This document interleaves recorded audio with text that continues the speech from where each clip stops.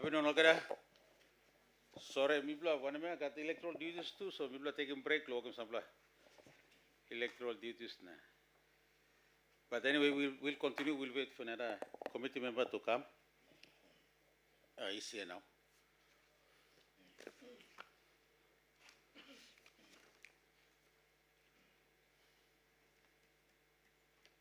We'll do the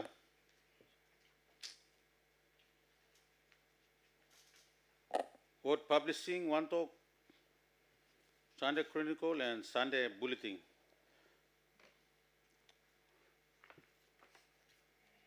I hold the secretary.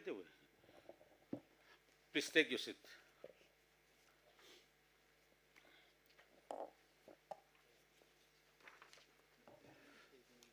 Were you guys in the morning? Or you just arrived? Part of the, okay. Good. You from the? I'm from Web Publishing. What of? Sunday Bulletin. Sunday Chronicles. Okay, committee. Ready? Yeah, thank you. Okay, thank you. You guys, we love you blog one time because look at them short lot time now, so we can mostly same set of questions or inquiry. Firstly, we'll give an opportunity for you guys to make your introduction, and then if you have any statement or remarks, opening remarks you want to present, each of you can do that, and then we'll begin the inquiry. Thank you. Sunday Bulletin. One talk newspaper. Okay. So Lina is your journalist, Lina. Yes. Okay. All right. Test. Thank you. Okay. One talk you can go first. All right. Thank you. I'll make the introduction and then read a statement from me, or I do one first and then do the other. Sorry. Do I do the introduction first and then I do my statement, or I do them at the same time, or? Yeah, do it at the same time. Okay. Do it at the same time.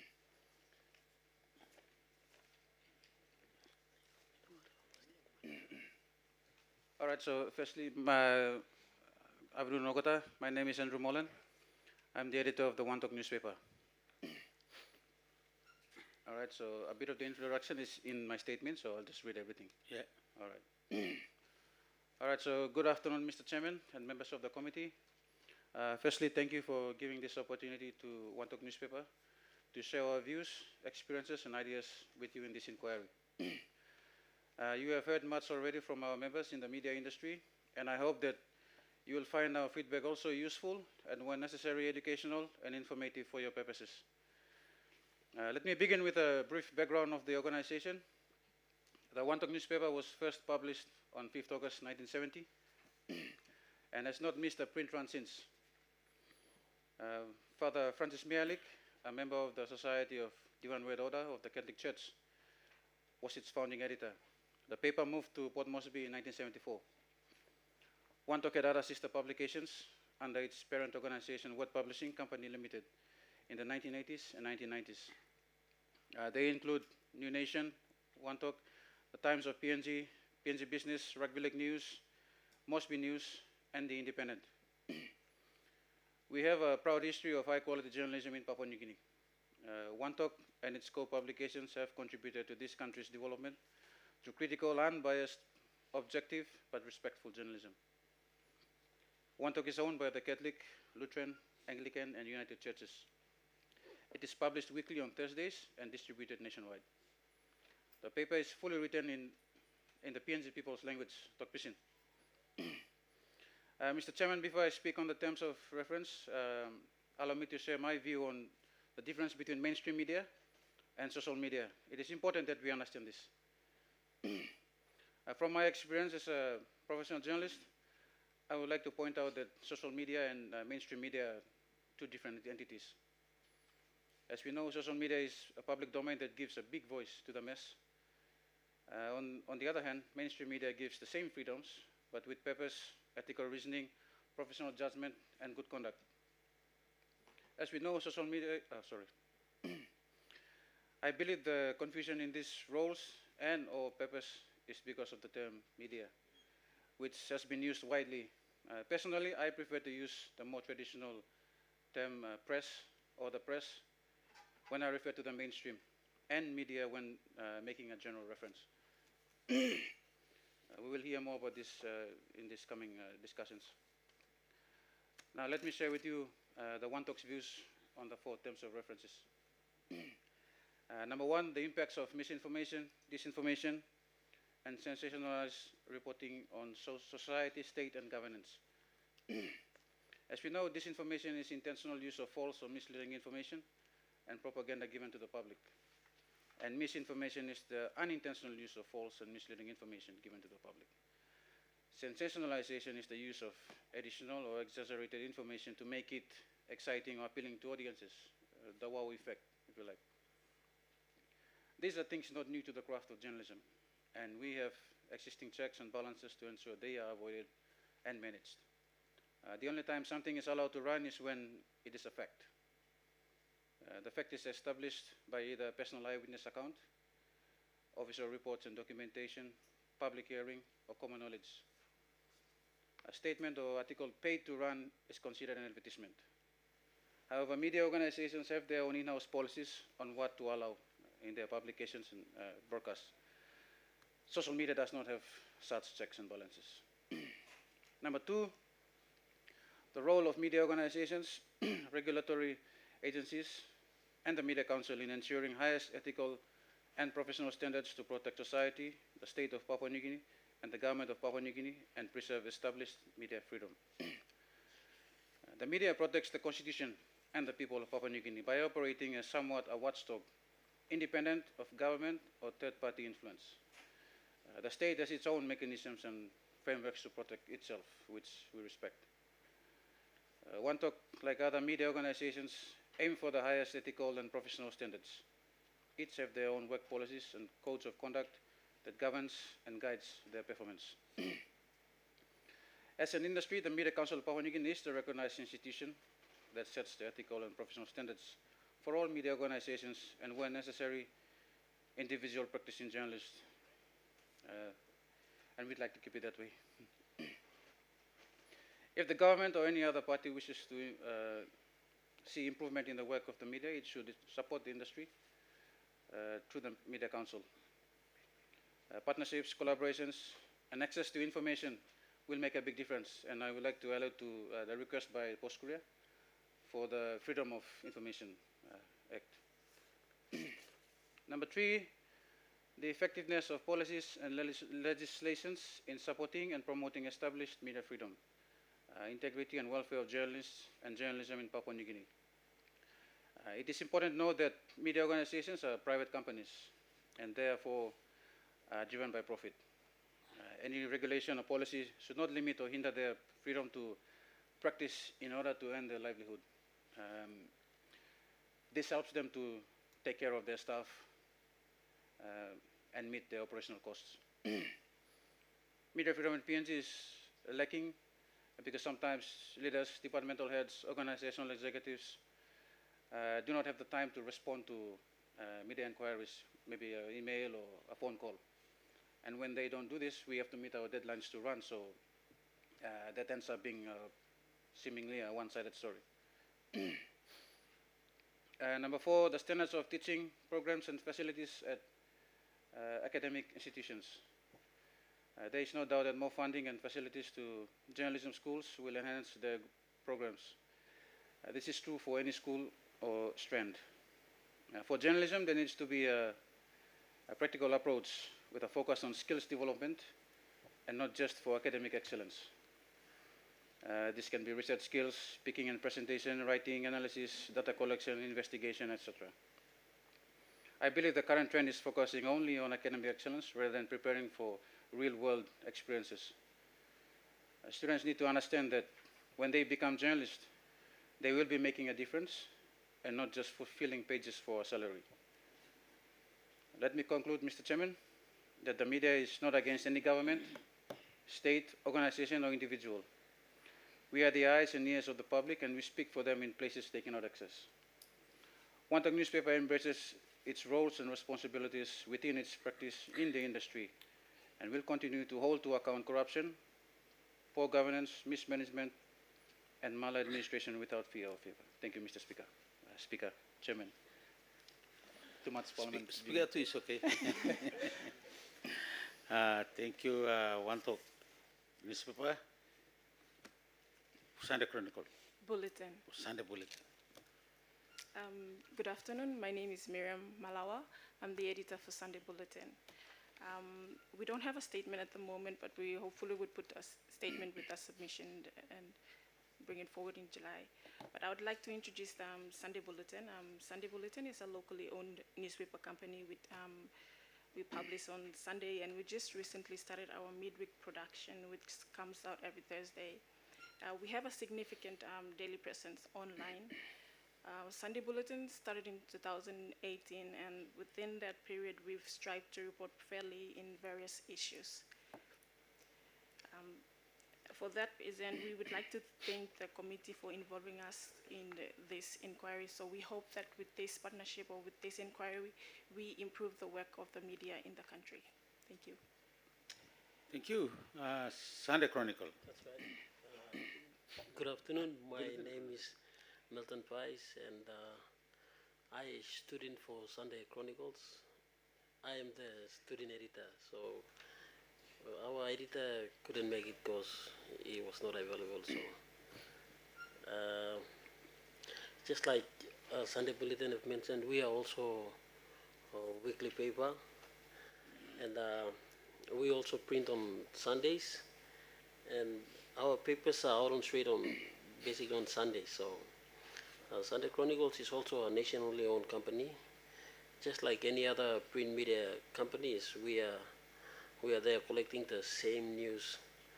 But I would say because we have a lot of time during the week, so we give a detailed stories basically on Sunday. So that's basically we are, and thank you for the opportunity to come here. Thank you.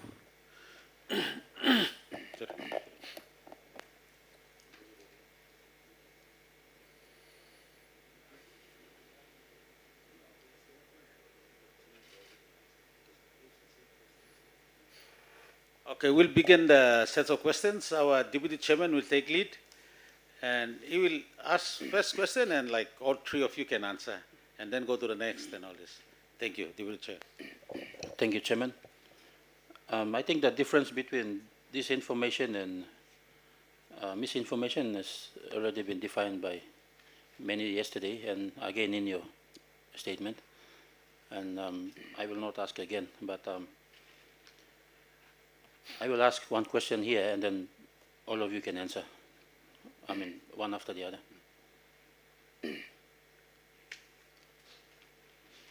One main question here I have here is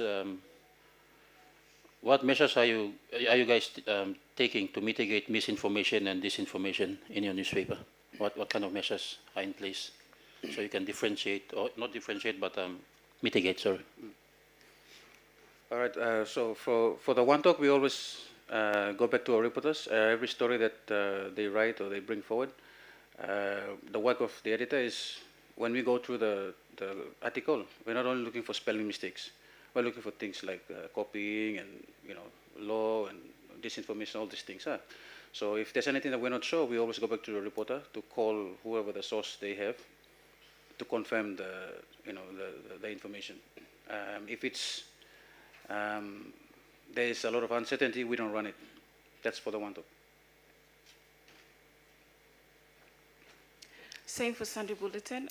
For Sunday Bulletin, we try our very best to encourage our reporters to go out when they get stories. They have to confirm the information before it's published. If in an event where the information is published without being confirmed, we make sure they go out there. It's their responsibility as a reporter to go out there, get stories, confirm them, and bring it back. And as an editor, I sit down, I go through the stories, and I confirm if the information is correct and it's published. If not, then we ask the reporter to go out, make sure they get the information which is correct, and bring it back. Same applies to Sunday Chronicles. As an editor, we check the stories. Like One Talk said, we don't only check the grammatical error, but we check also the strength of the story. Like all other print medias, it's basically about balance and accuracy. So when it comes to figures and all these things, we go back to the reporters to confirm the figures, and we edit the stories and we publish it out. Just another quick one here. What steps are taken to avoid bias or subjective interpretation of the news? We start from you and then we go this way. Okay. To avoid bias, for example, when a story is being taken in, if it is one-sided, we have to inform the reporter again to call the other party to make the story balance, so that we can get the angle of both ends and then confirm the story and run it out, instead of writing one-sided of the story to avoid it being biased. So we balance the story and then we send it out for consumer purpose. Is that the step for the organization, or is it the thing that you individually come up with according to your field? It's basically it's one of those rules that every media company takes. You have to balance the story before you run the story. So we do balance our stories. So it goes through the filter Yes, first, yes. like what do you call them, the publisher, editor? Editor. Yeah. It goes to the editor to balance the story, and then we run it. I think that's the same for you too. Yep. Or you guys have anything to add? Okay. I just want to state that it's standard practice. Yes, it is. So how do you deal with staffs who intentionally engage in misinformation and disinformation? Do you guys have any penalties in place? Or? So for the One Talk, under my watch, we don't allow them to cover the story, or we ask them to declare if they know anyone or some sort of conflict of interest. Otherwise, it's the same process. When the story comes, we always look for the way it's written, the way it's presented. You can easily tell if someone is writing for someone they know. Yeah. And that's, if it's just too much conflict in it, it's always dropped. It's not run. As usual, it goes through the editor. Yes. So how does your newspaper handle sensitive or controversial stories in terms of editorial decision making? So in the ethics, journalism ethics, there's an area called taste and decency. And under taste and decency, it specifies when to use a certain image, a certain word, how to use it. For example, if you go on social media and let's say police catch a criminal, or maybe the crowd caught him and beat him up, they would obviously take a picture of him and put him on social media. But if that same photo comes to the newsroom, we will still put a black, something over here, because we still follow our processes. Even though they see him in social media, but when they see it in our paper, you will always see something covering it, because it's not convicted. It is not, it hasn't Okay, gone through the- this one is out of the question, but I've seen some pictures on the paper taken by someone else, not from your organization, and then on man's across the Isla. Yes. I mean, over talk, I'm no blow you, I'm blow me. So how do you deal with this? Okay, it's a good question. It's always proper to use, credit the photos from the original source. When we get it from our practice in One Talk, when we get it from, say, Facebook, we always message the person who posted it. Is it yours? Can I use it? Simple question. If they don't, social media being considered a public place, we use the photo, but still we always prefer that it came from that wall or that page or that person. That's how we use it. We never use it without crediting where it came from. So what kind of procedures are you guys using for obtaining and using photographs or images or other multimedia content in your articles? What kind of procedures are you using? We take the pictures ourselves, camera, phone. First then. Yeah.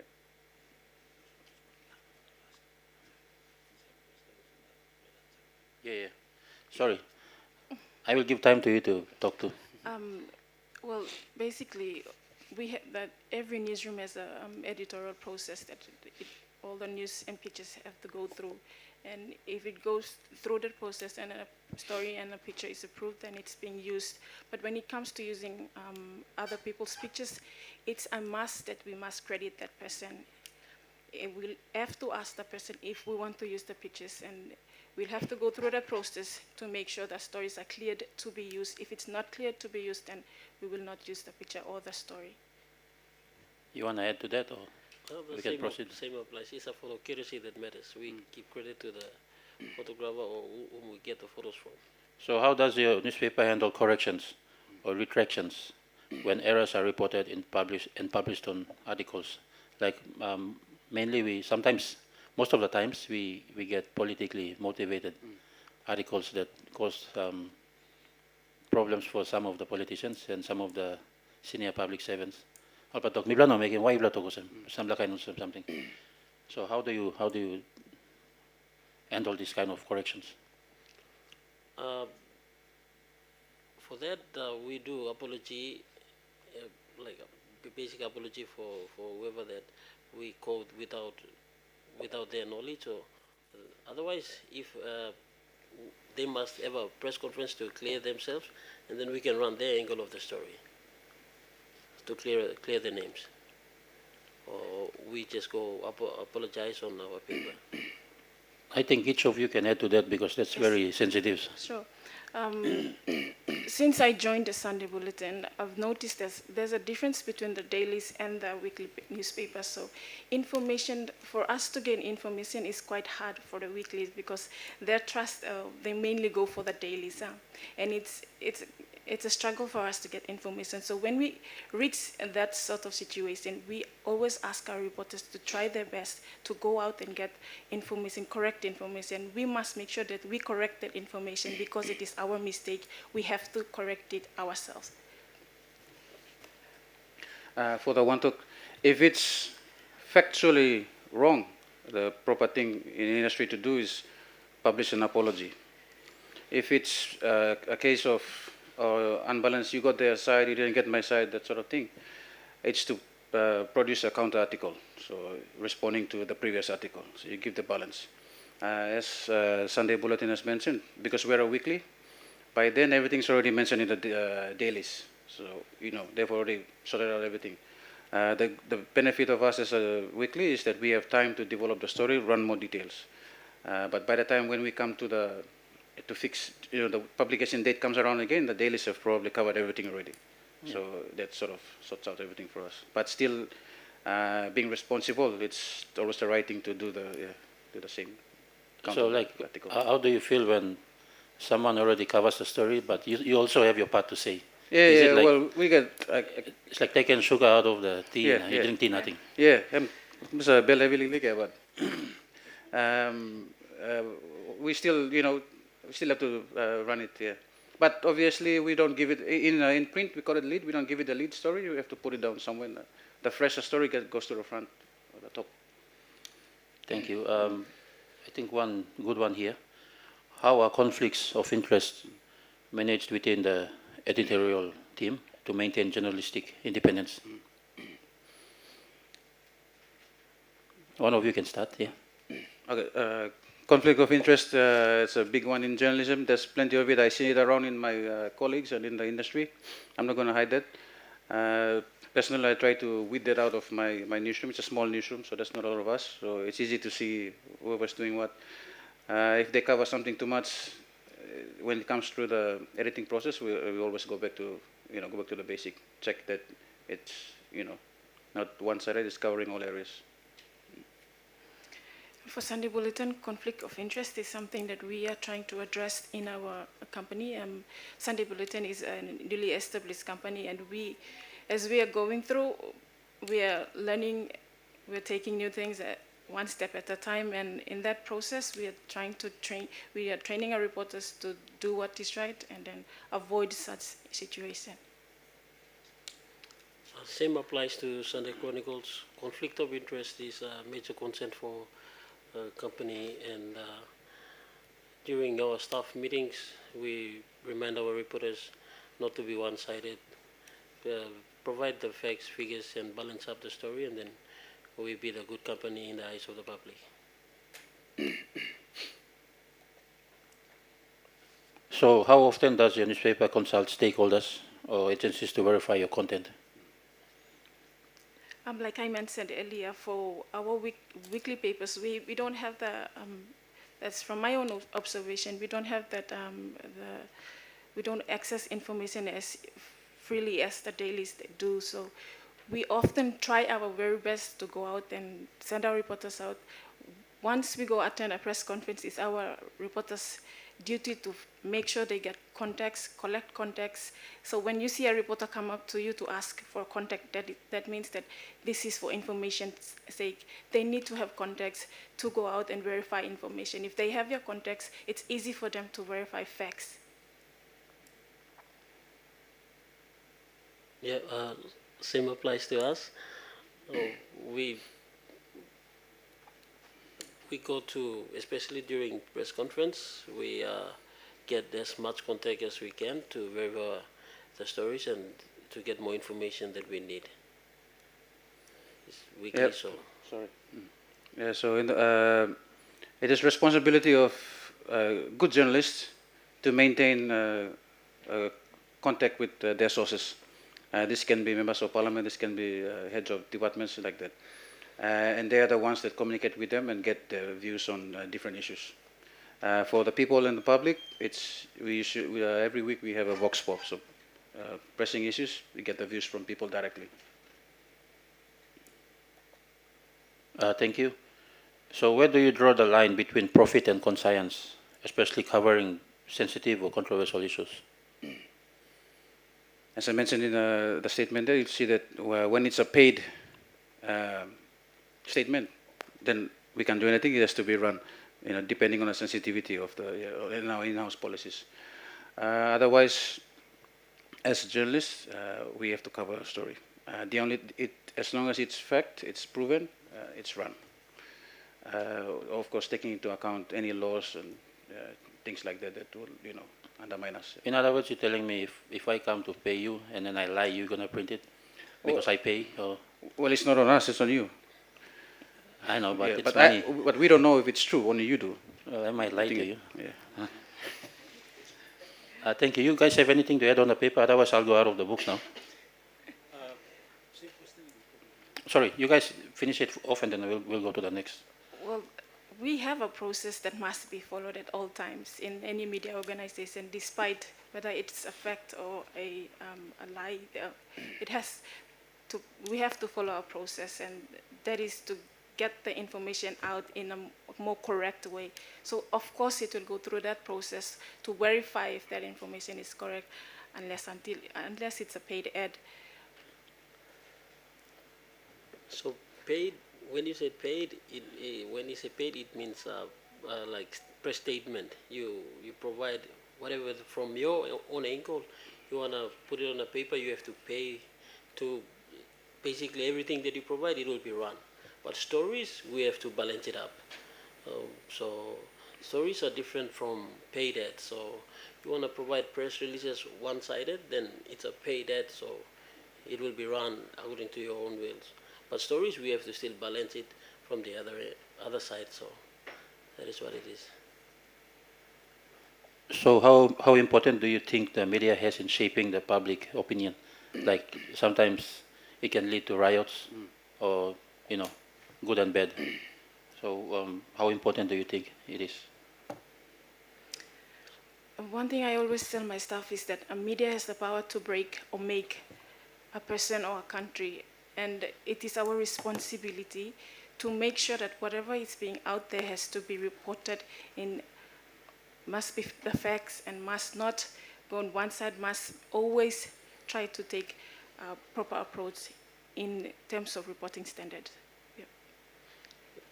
Like Miriam said, media is there to either break or make.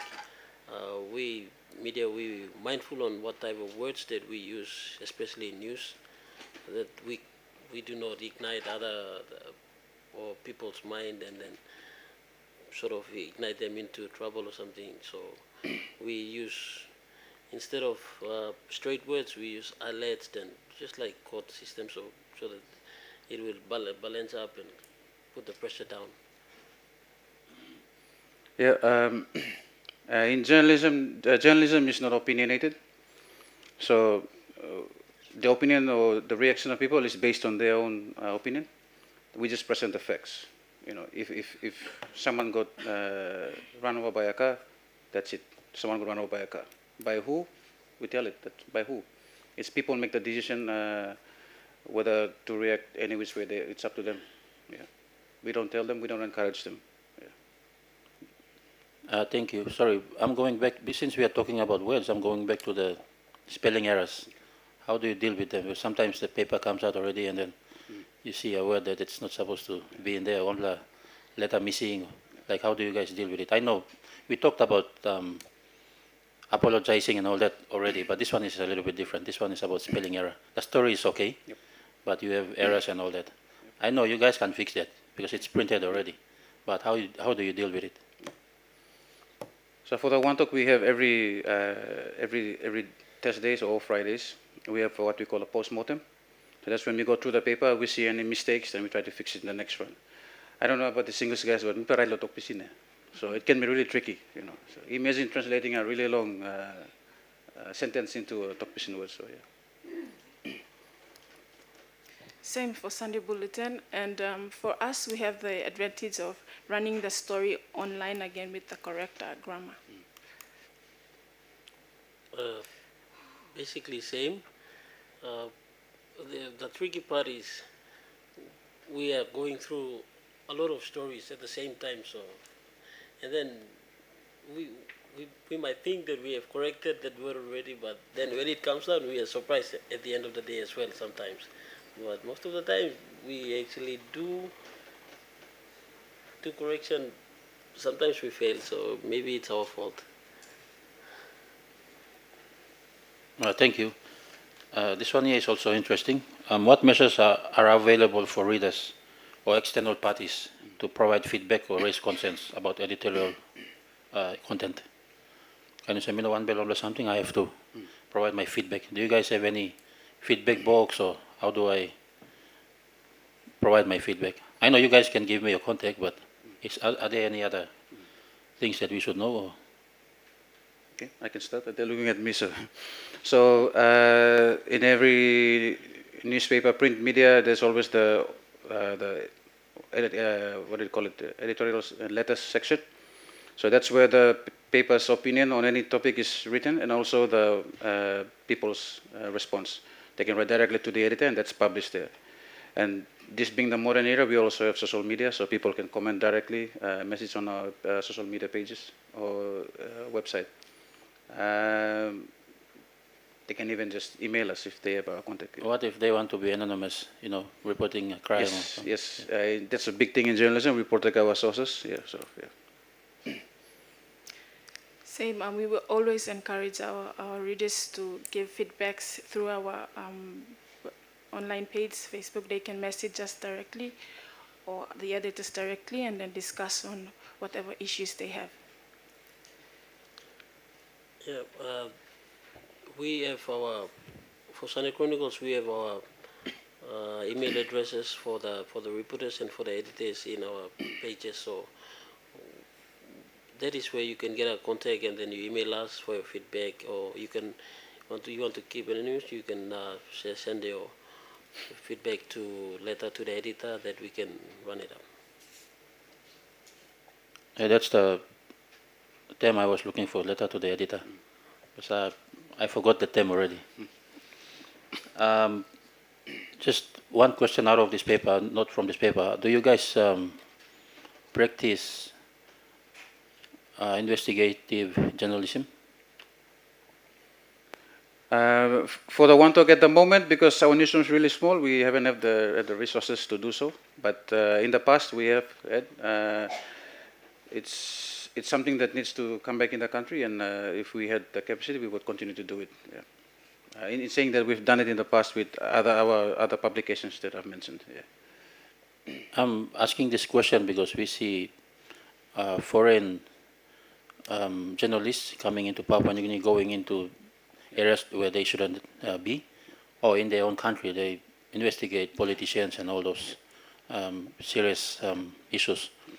So I was asking the same question yesterday. So since I'm here now, I'm asking you guys too if you guys do practice investigative reporting, and if you do, I need to know if how serious it is for you, or are you facing some challenges or?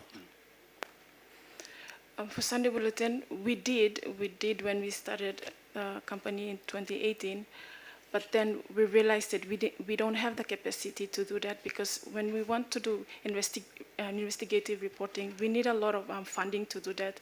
We have to send our reporters how to get stories. We have to provide them with funding, with security, and for us as a small company, we don't have that luxury.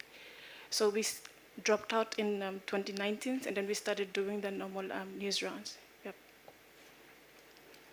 For Sunday Chronicles, I'm not sure whether the company had done the investigative reporting or not, but from my opinion, as much as we want to do, we can't at this moment, because we cannot balance the story, and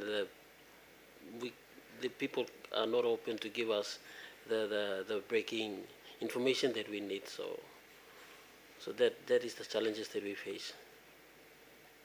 Thank you. Let's just say if you do practice that, do you think your safety is guaranteed if things get out of hand?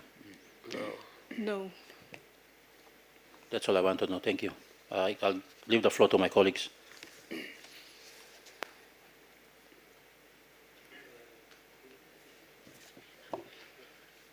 Thank you so much, and the team in the front. Thank you so much for coming along and contribute to what purpose we are here in this week, 3 days, coming here and sharing your giving contribution to the work of Media Communication Committee, for Parliamentary Communication Committee, here to work on it, especially in regard to the advising of the government of the day, okay, to how we can manage, especially in media organizations and their contribution towards nation building and public. But thank you so much for it. Just one question. I start with what's the purpose of One Talk being originally started in year 1970? Okay. What was the purpose of the church, the intentions, especially to come up with this One Talk newspaper? Thank you. Very good question. The One Talk, because it was pre-independence and everyone was scattered. The Catholic Church, obviously, it has more branches. They went to all the different areas. So it needed something to communicate to its people. So they started the One Talk. And at that time, English was a new language. So Talk Pisin was the one that everyone could communicate. So that's why they came up with the One Talk.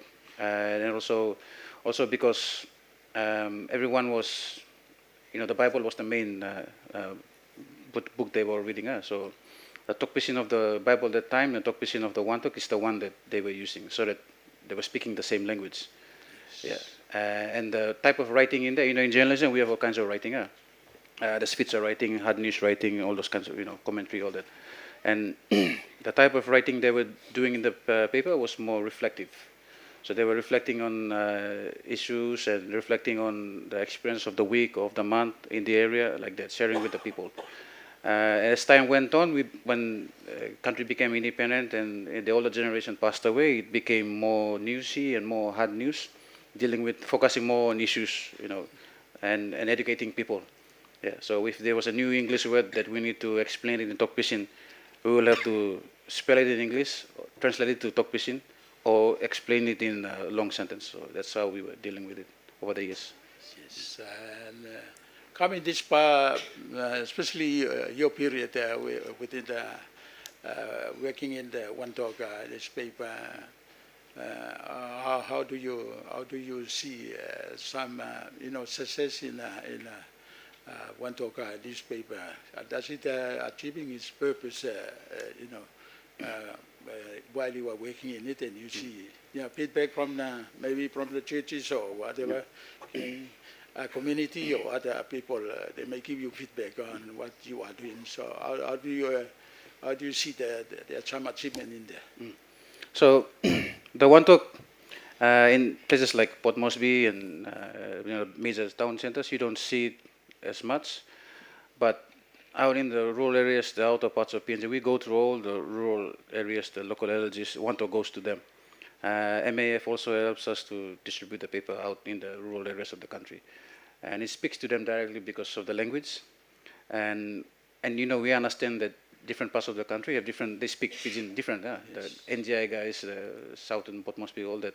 So we sort of speak a standard talk Pidgin that everyone understands. We take something from the Sipik, something from the Morobe, and we put it together as a common language that everyone speaks.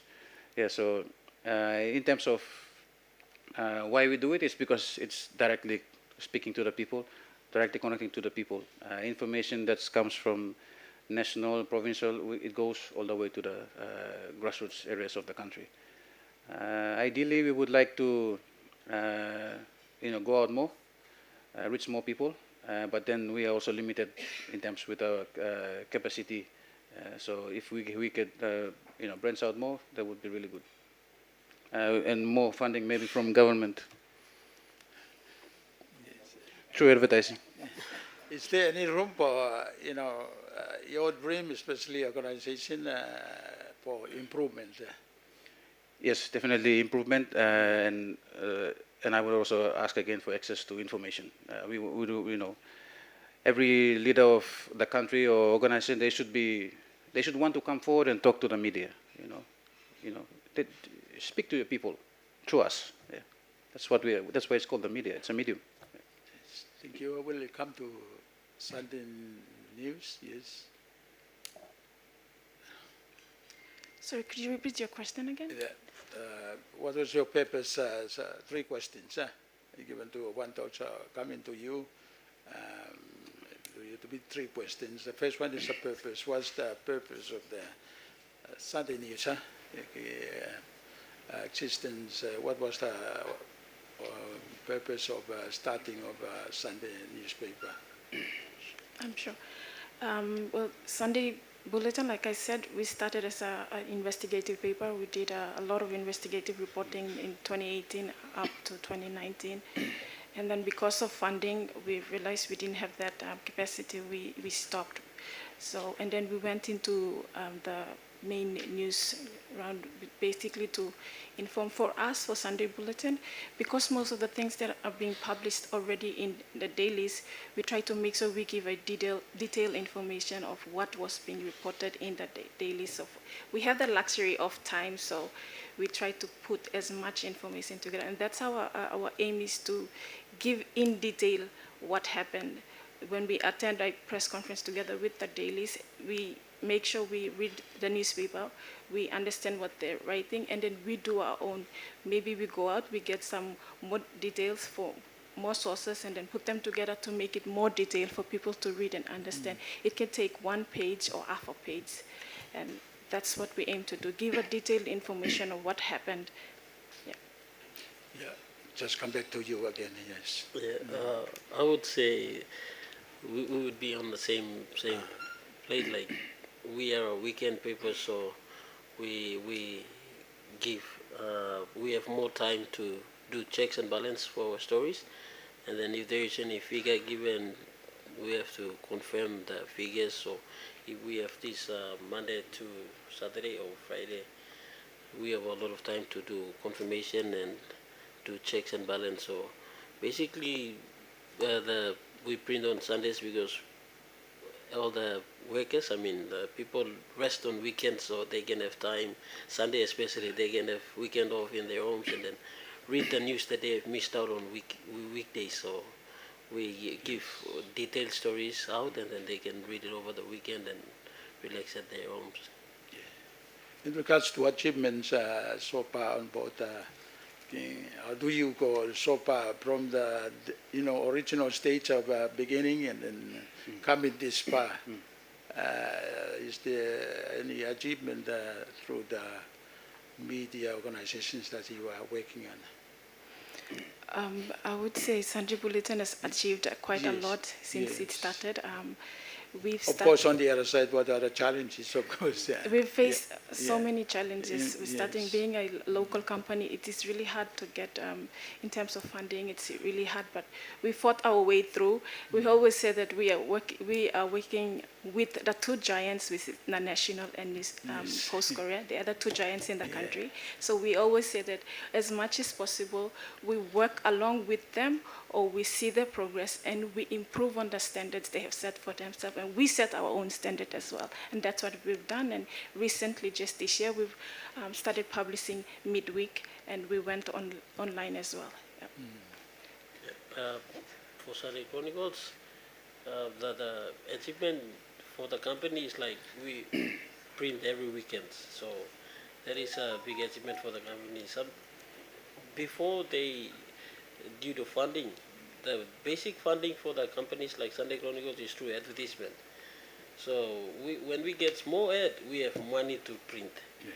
So most of the companies, SOEs and government, they don't, I would say they don't, but Yes. they don't feel like advertising with our weeklies because it is weekly. So they go to the dailies. So we basically rely on the ads or advertisement. When there is money available, we do printing. But for us, the achievement is that those are the challenges. But the achievement is that we do daily prints on Sundays regardless. Yes. Might I add on to that? I mean, I would add on to my colleagues. That's one challenge that most weekly papers go through, is through advertisements. It's hard for us to get an advertisement, and mind you, we are employing young Papua New Guineans in there, and these young Papua New Guineans are straight from uni. Some of them, they've been working with the company for so long, but they still stay despite the pay, because they have that determination to work, and that it's part of their daily duties to get stories and report back, and it brings that happiness and that joy. So whether we have ads or we don't have ads, we still have to publish. And having said that, we need a cooperation between companies and government organizations to also have that recognition for us, the weekly papers, to supply ads, because we are employing Papua New Guineans. Yes. And it is through the ads that we make our money, nothing else. Thank you so much. We'll leave it to Chairman. Yeah. Thank you, Chairman. Thank you once again, witnesses. You mentioned a very important word here on partnerships. And do you have such partnerships in place? What kind of partnerships are you looking at with the government yourselves? If you can just define or elaborate on. Okay, very good. Partnerships in terms of, obviously, from an advertising perspective, maybe run some of your ads in our papers. That's from a funding sort of aspect. But in terms of journalism in the newsroom, what I mean is, like, each of you members of Parliament, you got your own district, you got your own provinces. Whenever there's an activity or event happening out there, have someone there to share us with information. Give us access to those venues. Sometimes, well, most of us in the media, we don't have the capacity to, buy airfares for everyone with all the equipment and fly to somewhere far away to cover the event. So utilize us. Take us with you. Help us cover your stories. And don't limit us to just whoever is taking us there. But let us talk to the people as well. Maybe there's a hospital that's not in good condition, or a school. Let us cover that. It may look bad on the person that took us, but in the end, it's also good for him. So he is aware, and his people are aware. And when he does do something good, then it's going to turn around again. So partnerships in journalism, it would be in that aspect, because we can't take money from anyone. That's not right, not ethically. But at least give us access, help us to ride along, so we can get to the where the people are. It's true. We require partnership from organizations, because we need to be there to get the stories. most of the time we get press statements from organizations, we get press statements from departments, and this is not what the media does. We want to be there to get stories. We want you guys or organizations to send us invites telling us that we have an event like this, we need you to attend. And this is where we get our information. This is where we make networking. This is where most of our contacts come from. So if we don't get invites and if you get media statements from organizations, and it's hard for us to do our own story, it's hard for us to verify information because sometimes people are not able to give us that information we want. So that partnership is required of organizations, both in government or non-government organizations. I would say same. Partnership in terms of finance is basically ads costs. Print medias, we operate on ads. Our income is through advertisement. So for government or MPs, government basically we run health stories, education stories, and road construction and all these things. So those respective departments that are responsible for those stories can provide their ads if they be needed. They can run with us, help us through this partnership. And the other partnership through MPs is they can provide us information, and we inform your people who are here in Mosby and other centers that we send our papers through about the development and other progress that is happening in the district. So provide us information and we can inform your people in the cities and other centers. Okay. Based on your presentation, I get it that media freedom, one of the biggest challenges is your access to information, or there's lack of it in terms of feedback from the people you want to get information from. What's your view? Would you like to see a better coordinated approach in terms of having access through a central agency where you will be able to access this information? Would you like to see that in the government? Yeah, something like that. Or also, have avenues where the press can speak directly to, whoever responsible person is. Things like the press club that we have. Every now and then, someone comes up and they speak about an issue, and the media is there talking to them directly. But just basically, if there's a reporter that has contacts with you, or just keep an open line. So we call your office, and then or send you an email. Have the courtesy to respond. Have your say. But if you don't, then the story comes out, and then you say that I wasn't given the opportunity. Well, that's not true. We did, but you didn't respond in time. We do understand that there are protocols in place. It takes time to go through and verify all this. We understand that, but we also have a news deadline. Usually it's 3 or 4 or 5 o'clock in the afternoon. So the paper goes to print and then it comes out early in the morning. Otherwise, we miss the print run. So, yeah. Yes. I would say the same. We need that access. We need that space provided to us to gain information. And in every organization, there are public relations officers. And the public relations officers, they also report to their bosses. And it takes time for us to get information from them because there's a process in place for them to follow to get those information. So we need that process to be clear, to be easy for us to access information. At the moment, it's not. It's really hard for us to gain information in that aspect. So we struggle to get that information out, but we need that space. We need that a space to give us to do our job, to help us to do our job, because we cannot get information out if we don't gain information. Let me just add before Milton that if you don't want to say anything, say that I don't want to say anything. I can, so that you did have your chance to speak here. I would basically say same. Lack of feedback is when the person or organization on the other end do not respond to us. So that means we don't get their side of the story. So we have to have a mode that connects us, like what One Talk newspaper had said. If you want to balance the story, and if you don't want to comment on this, say I don't want to comment. That is your code, so we can say you don't want to comment on this. So that's a feedback. So on the other hand, about the public relations, they have protocols too. They have to get approval for the information to be sent out. So we have deadlines that are there to send out the stories. Then it makes us complicated. So it is the response part that makes it complicated for news purposes. Okay, so from what I'm gathering in terms of like development stories and the protocols that are in place, they kind of hinder the information flow. So what I'm asking is, in your view, you think there should be better, improved, coordinated approach in terms of giving you information if you need that kind of information.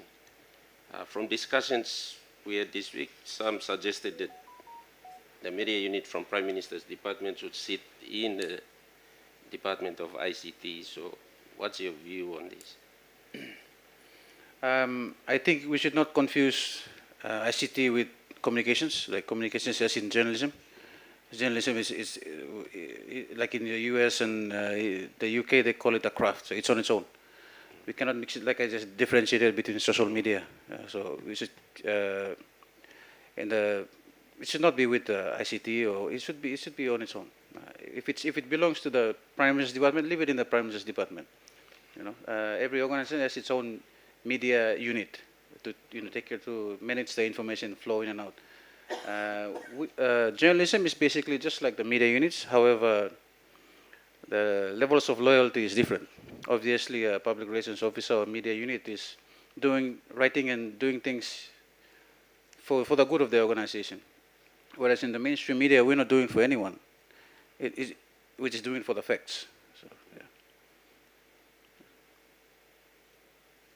Okay. Thank you, Joe.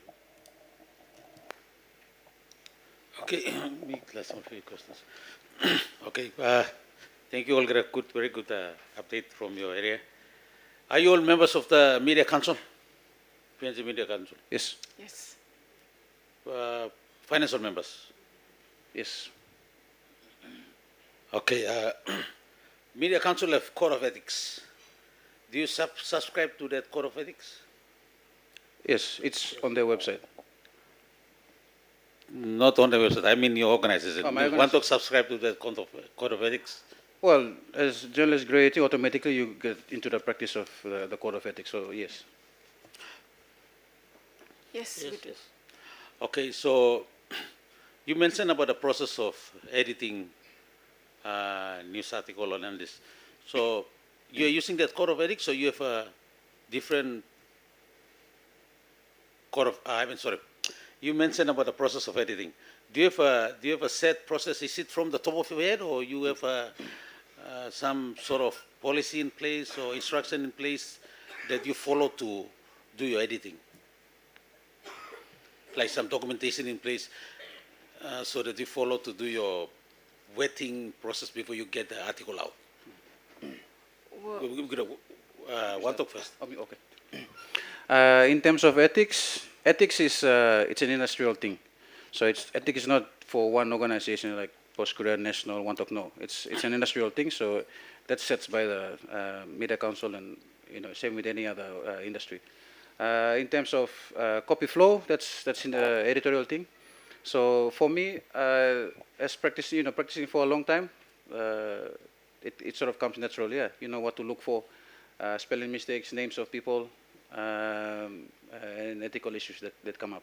So yes, we subscribe to it, we follow it, but after a while now, of course, you can't remember every little thing inside the ethics, but after practicing the basics for a while, you know what to look for and what to follow.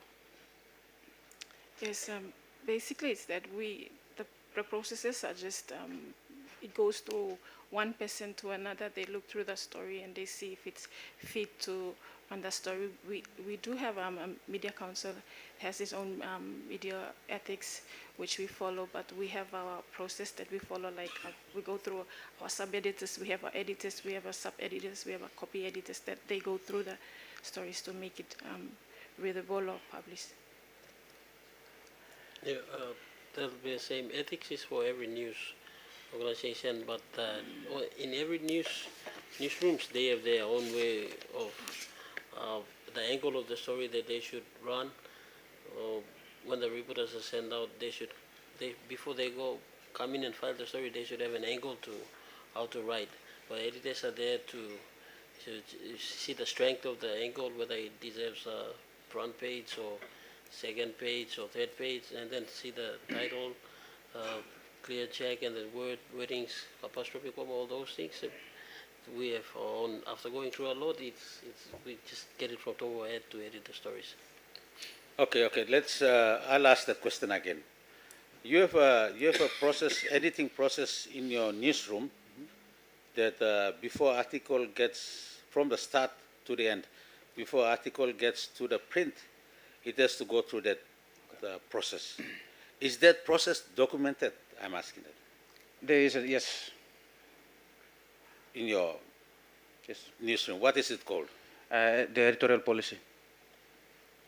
For us, we don't have it at the moment, but we would love to work on one. Weekly papers, we don't have the editorial policy because we have changed the editors like close to some. Don't know what is like, so we would have liked to have that. So what if it happened if, like you're the editor, something happened to you and you left, and there's a new person bring in? What sort of process they're going to follow? If they've been in the editor position, they know how to edit the story. So, well, I don't mean about editing the story. I mean the process of, from when you want to get a story out, what sort of process it will go through. One talk is what you call editorial policy. That's Sunday Chronicle as one. Because if, like for example, you know it, but if you left suddenly and someone has to come and take your place, is there a documentation or something in place for that person to follow through? There's an editorial team that always look through the stories. Like I said, a sub-editor, copy editor, and the editor. There's this process in place. So I go through this line before it gets published. Yeah, I know, but is there a document? At the moment for our Sunday Bulletin, we don't have a document, but we would love to work on that document starting as a way forward. Like a standard operating procedures. Yeah. Do you have it? We don't have it at the moment, but we would love to have it as a way forward. Sunday Chronicle, do you have? We don't have it at the moment, so we'd love to have that. So, you are a national newspaper. Your articles go out through the country, but you don't have a standard operating procedures. Though small you might be, but this is an important function. When one of you left the organization, when someone comes and takes place, there must be a document in place for them to follow through. One talk of it, but Sunday Chronicle and Sunday Bulletin does not have it. So, we talk about media industry self-regulating. So government does not have a policy or have a law or something that regulates you guys. You want to regulate yourself, and you are regulating yourself. So from the citizens' perspective, these things should be in place in your organization. Your process, editorial process, should be in place in your organization. So by the end of July, before end of July, I want a submission from both of you, from the Sunday Chronicle and Sunday Bulletin, to all of you. Send me your editorial process in documenting, so that we can confirm that you have that in place. Yes. Yes. Okay. How many journalism do you guys have in your company? Journalists, sorry. For us, it's 4, including me, 5. Us, we have almost 6. Most of them are UPNG graduates. For us, 5, including myself. So, like, you are the editor, and 4 others are the journalists. Yep. So, who are the sub-editors? We have sub-editors there that's included in our report. the They calculation. also do reporting as well as sub-editing. Okay. Sometimes sub-editors are the senior reporters as well, so they do the editing, sub-editing for the junior reporters. So then they go through editors to final check. Okay, why I'm concerned about this this process is like we are talking about disinformation and misinformation.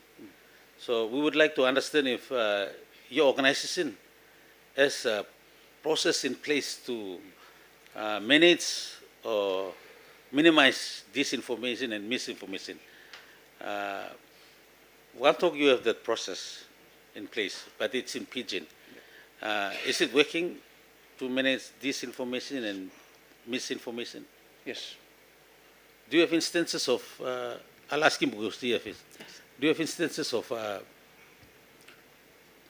people coming back and complaining about misinformation and disinformation? No. True. Yes.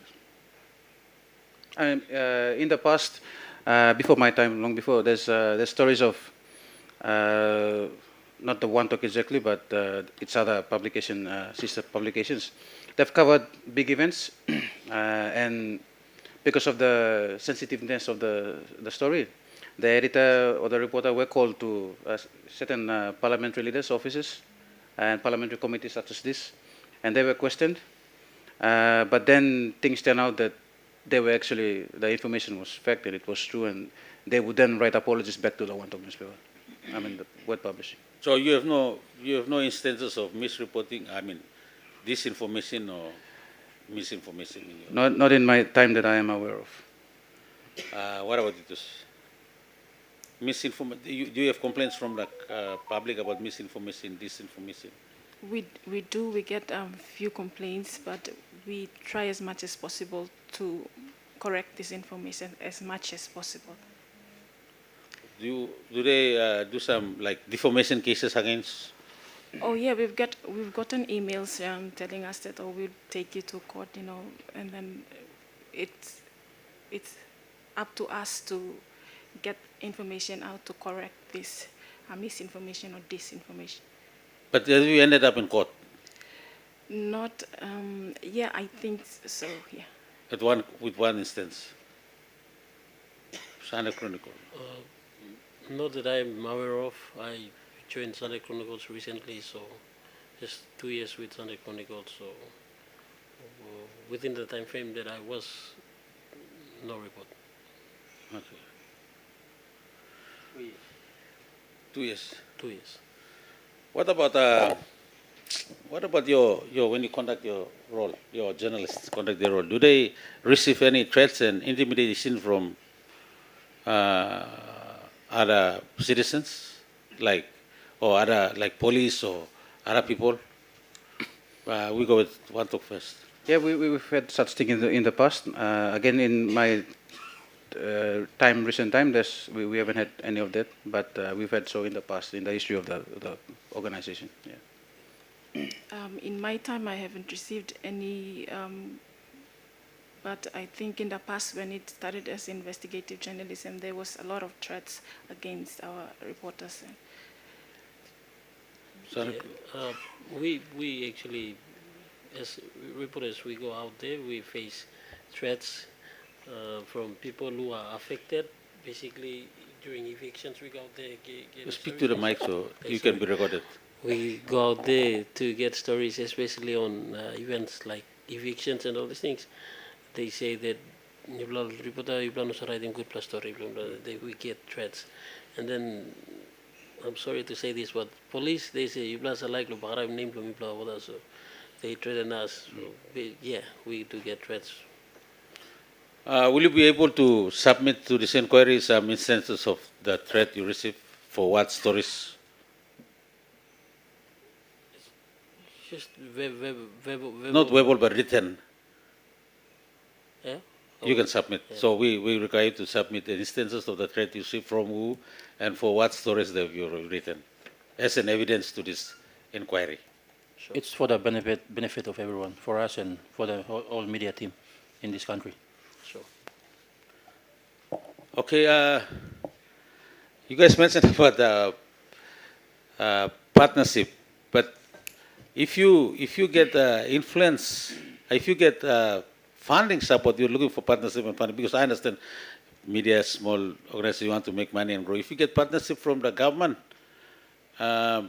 would it influence your journalism? If you get, like, for example, if you get a heavy, you give a fully editorial coverage, your space, your, what do you call, marketing space or advertisement space, from one department, would it influence your journalism? I've had instances where advertising would come and tell me that, hey, this person is sponsoring this page, so you need to go and cover it. My editorial objectivity tells me I don't care. And that's my stand as the editor of the One Talk newspaper. So that's based on your personality or based on a policy in your organization? Based on my professional conduct and ethical as a journalist. Based on a professional code of conduct and ethics. Same for Sunday Bulletin. We don't really have to, just because they are giving us ad, we don't really need to go and get their stories. So it's up to us to decide if we are to run their stories or not, because at the end of the day, it's us that will be affected. Consequences, we will be facing the consequences. Yeah, for Sunday Chronicles, it's same. It's not a must. Just because they advertise with us, it's not a must that we would run their story on weekly basis or run 2-3 stories on weekly basis. The prerogative is on us. If we want to run it, we run it. We don't want to run it, we don't run it. Okay, but all of your responses are same. So who gets to know, check that what you are saying is true? The Media Council or? Yeah. The laws of the country, the people, our readers, we're responsible to them and to the government of the day, and mainly the laws of this country, existing laws that allow us to perform. I think all the newsrooms have their own rules and regulations that they follow by, or house style that they go by. So I think it's the management that decide on what is to be done or what has to be done for in terms of news. So it is each media organization that comes up with whether the story is worthy to run or not, or whether they can go out to get stories from their clients. Same? Yeah, but basically, we're not saying we don't run stories when they, for the organization or for the department to give us ads. We do run, but not every weekend or every weekly that we will run their stories. If we run once, that's it. We won't, just because they give us ads, we will not run stories on weekly basis. But at any organization, sorry, may I jump in? News is news. People need to know what's happening. So it's up to us to go get the story, come back and file the story. And it depends on how we write the story.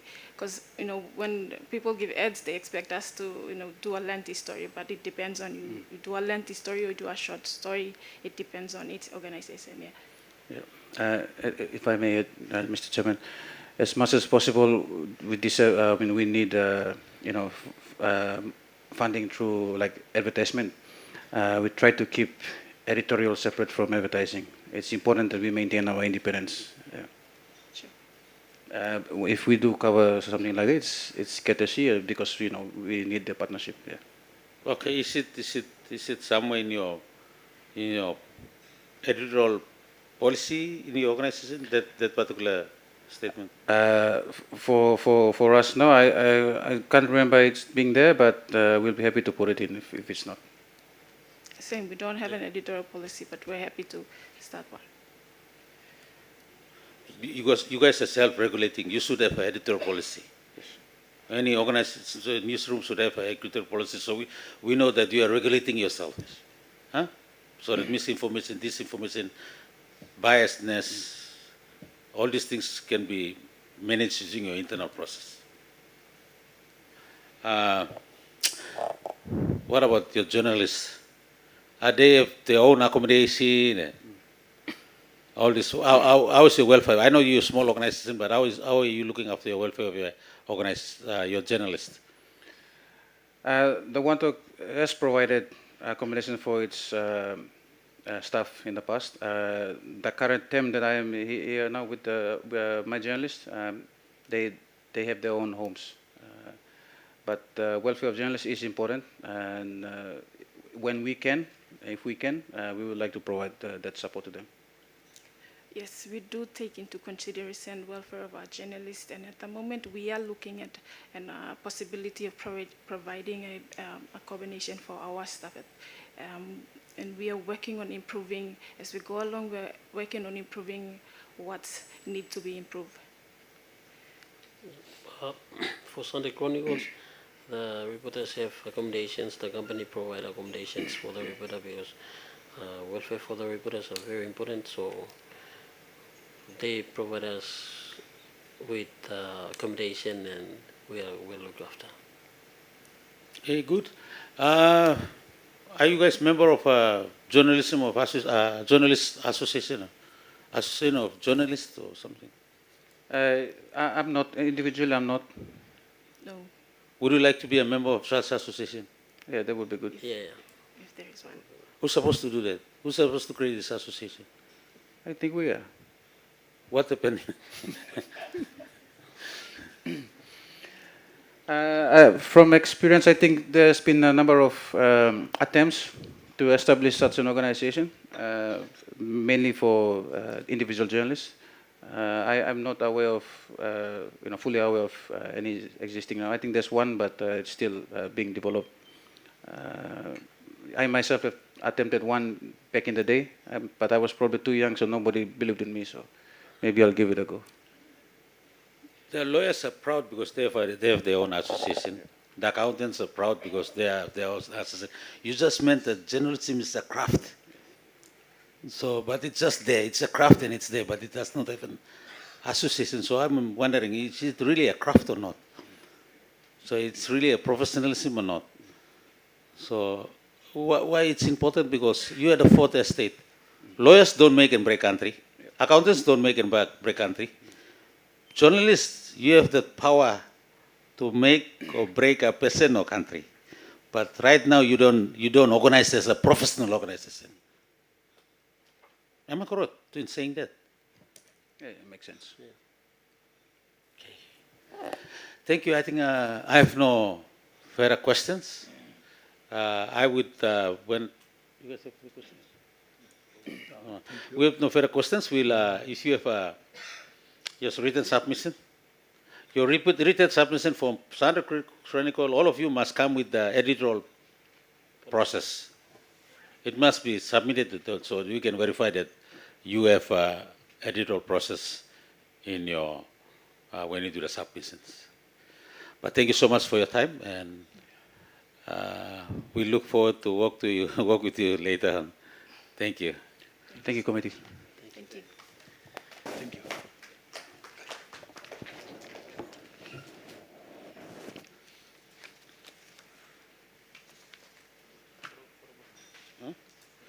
Yeah, we'll just quickly finish the lineup, and we go.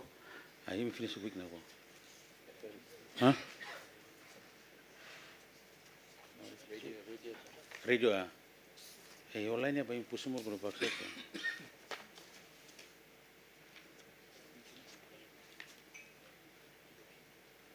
Oh, let's do the radio. Kalang FM, PNG FM, Now FM. Oh, Kalang FM, PNG FM. Are they here?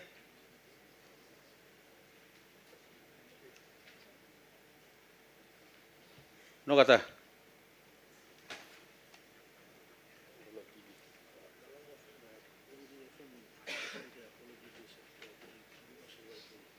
Okay. What about the TV? MTV, TV1 News? MTV, TV1. MTV? Did you receive any apologies from MTV? No kata. Miles sa samuni mole. The head of the government is okay. It's the whole news line. Okay, we'll have point of for today. Oh, NRI and TIPNC. We quickly have come take this. Come take your seat.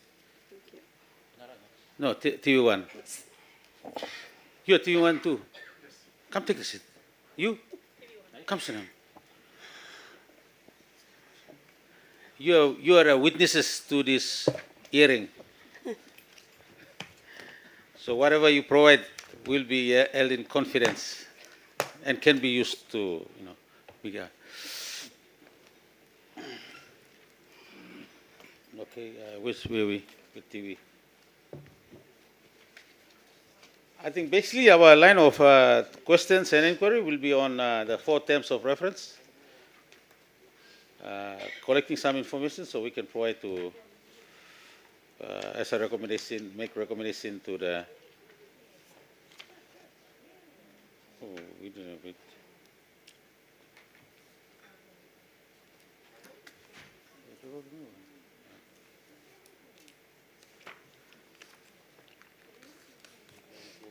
Wait, 19, okay.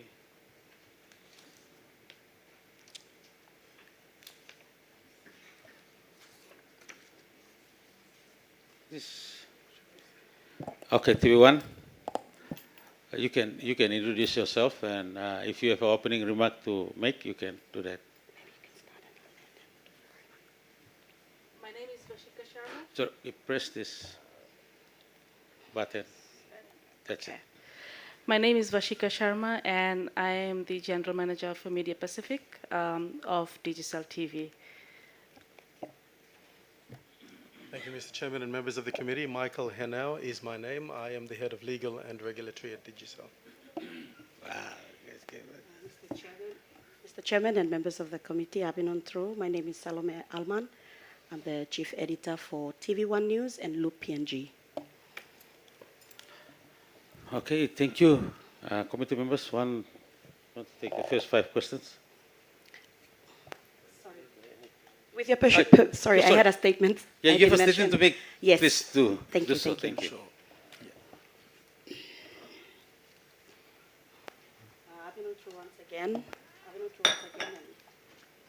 Embred, what am I? Right. Now it's on.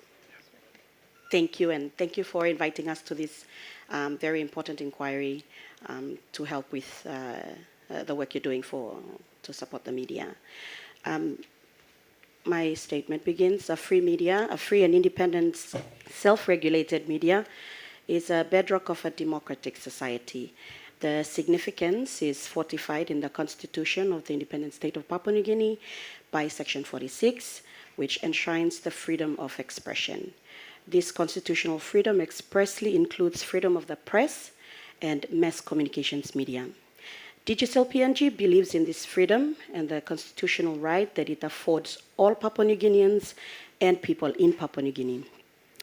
Since our entry into the market in 2007, we have worked hard to connect more Papua New Guineans with each other and the world than any other telecommunications operator, and we will continue to do so. The freedom of expression we enjoy today is inextricably linked with the responsibility of ensuring, amongst other things, that our reports are factual and accurate. We have inbuilt internal processes, including roles of sub-editor and editor, to ensure the factual accuracy of all our content. In that regard, TV1 and Loop PNG continue to uphold and practice the highest standards of journalism. We have undertaken a review of our journalism practice in the last year, and we are pleased to inform this honorable committee that we will soon be rolling out a code of ethics to codify our already robust processes and journalism practice. The code will apply to all our employees who have a role in the journalism business, and that includes our directors, audio directors, cameramen, and editors. Important matters such as accuracy and balance, taste and decency, privacy, misinformation, discrimination are but a few of the areas addressed in the code.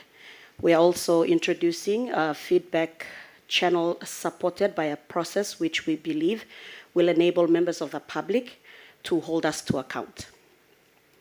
That is important because we understand that we are a trusted source of information for the people of Papua New Guinea, and therefore local accountability and ownership is paramount. At the end of the day, we strive to provide high quality news, and we understand that means maintaining the highest standards of journalism. We look forward to supplementing these brief remarks with a written submission following the hearings. On behalf of Digicel and its trusted media outlets, TV1 and Loop PNG, thank you very much for inviting us once again to participate in this very important process. We wish this honorable committee all the best with your deliberations. Thank you. Thank you. Milena. Okay, are you a member of the Media Council of PNG? So at the moment, we are an observer. The TV1 newsroom and Loop PNG, we're an observer at the moment. We, before I joined TV1, there was no kind of written agreement with the Media Council. None was identified, so at the moment we remain as an observer. Are you planning to join them? That's something that the management will decide on, but at the moment we are actively participating in all the Media Council activities and programs. They've involved our newsroom, so we are actively participating in those. Do you have a code of conduct and ethics? Internal code of conduct, yes, we do have that. For the newsroom itself, as I said in my brief statement, we have one that we will be rolling out end of this month. But before you drafting that, you don't have one. Now you're currently drafting So one. we were following one that the Media Council had, which our colleagues mentioned earlier, yes. Okay, good. Can you give briefly on the process of a newsroom process of editing before the news actually get out? Do you have a editorial process or are the state operating procedures, some sort of thing before the news actually gets out? Because we are concerned of how misinformation and disinformation gets out to the public. So with editorial process, we have, from the question that you asked with our previous colleagues, we have that captured in our media policy that we're going to release at the end of this month. No, I'm not. I'm saying about now, before you release, like now, your current policy, do you have one in place? Yes, we do. So it starts from the reporters going out and getting their stories. The reporters write the stories, and then it comes through to the sub-editors. So we have two sub-editors who go through the scripts and then approve it for publishing. If and when they need the chief editor to step in to discuss any information that might be biased, not factual, needing more sources, then that's when they come to the chief editor to have the discussion. Otherwise, it stops at the sub-editor who checks it, and that's published. So that document you'll be able to submit together. Is that the document you're following, or just some sort of? Is it a document that you're following to do the? This is a written document that. So there is no specific document on the editorial process, but there is a brief of that process captured in the media policy that we are rolling out at the end of this month. So all this time you've been doing the reporting, you don't have a media... So we just follow the standard that every other newsroom has been following, the editorial process, and that's from the reporter to the subs.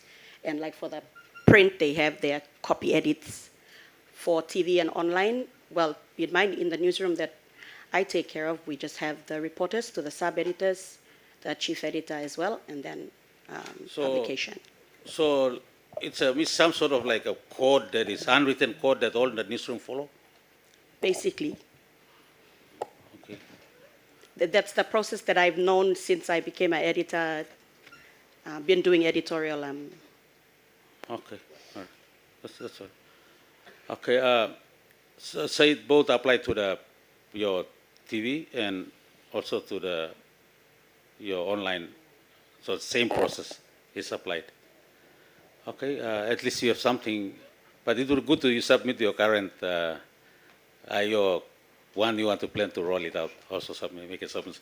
We are concerned because you are self-regulating, so the highest standard of ethical standard and codes must be established, and also your editorial process must be properly documented.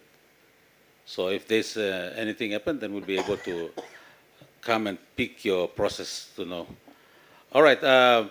In terms of media freedom, I think you participate in a morning discussion, and do you accept that media is free in this country? Maybe to some extent. Explain.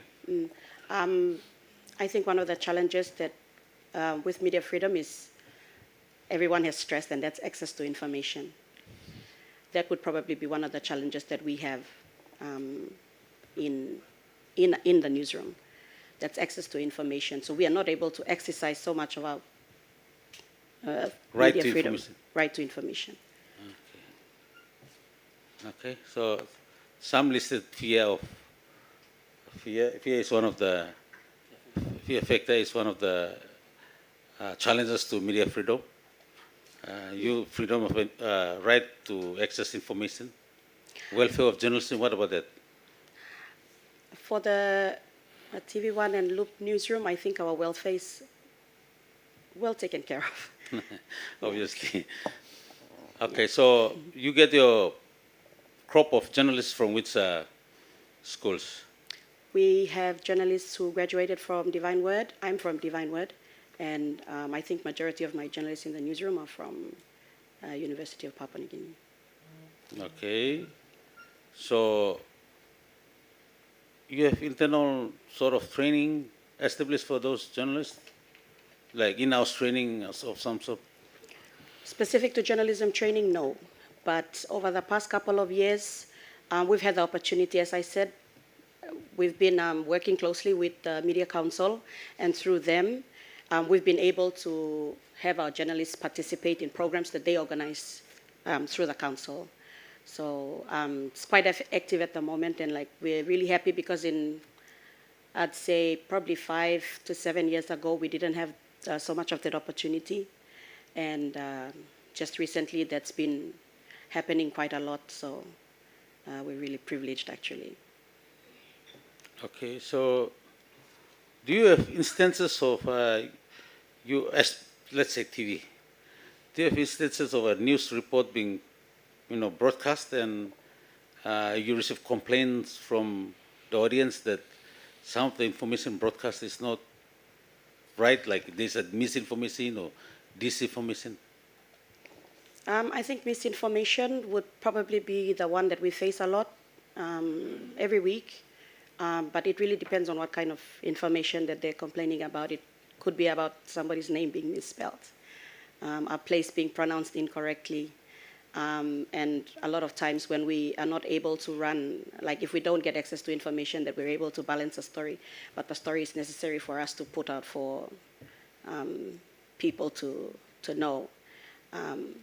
People would still ask us, like, oh, why don't you have this? Why don't you have that? So we do get that time to time. Has any of this lead to a legal defamation case of some sort? Not since I've been with the newsroom. Okay. What about your social media platform, Loop? Yes. So social media, we get a lot of comments, if you like, personal attacks. But we've been able to sort of control it, but I mean, we cannot stop people from expressing their opinion about how we disseminate our information or the amount of information that we are giving them. But yes, we Loop PNG has a Facebook page, Instagram, TikTok as well, those social media platforms. So we get feedback all the time from these. From our social So those, like for TV1, do you have a complaint sort of way to receive complaints from your audience? For TV1, we're rolling out our new TV1 online. So Rolling out, that's being yeah, included in there. but right now, But do at you- the moment, Yeah. no, we usually just get phone calls, emails, text messages, WhatsApp, and people write also to the editor to express their concerns. So when the complaint comes, do you have a complaint process in place in your newsroom? If it's directly related to the to editorial work, we take care of it at that level. If it's to do with fixing a fact or correcting something, a story on social media, that's easily done. It's online, so we can easily go and change it. And then obviously we would send an apology via email. But to put like, sorry, I'm just going on in case your leading question is about how do you apologize, or then that might be like a management call, like, no, we need to put out an actual apology. Otherwise, what the editorial team would do is write the story and then put the correct information or get the information from the other source and update the story. Do your journalists face any threats or like abuse or from the audience? Like on social media, probably. I've not had any that's come directly to me about any threats. Harassment would probably have to do with the way they speak on TV, how they pronounce words, that kind of thing. But physical threat, no instances that's been reported. Yes, I think it's mostly social media comments about how they present the news. Okay, good. Any questions? Huh? Any questions? This also is getting tight. Chairman, I just got two questions here. Firstly, the position of the company when it comes to making decisions on editorials relating to external stakeholders and advertising. What's the company's position? What kind of decisions do you make in terms of advertising?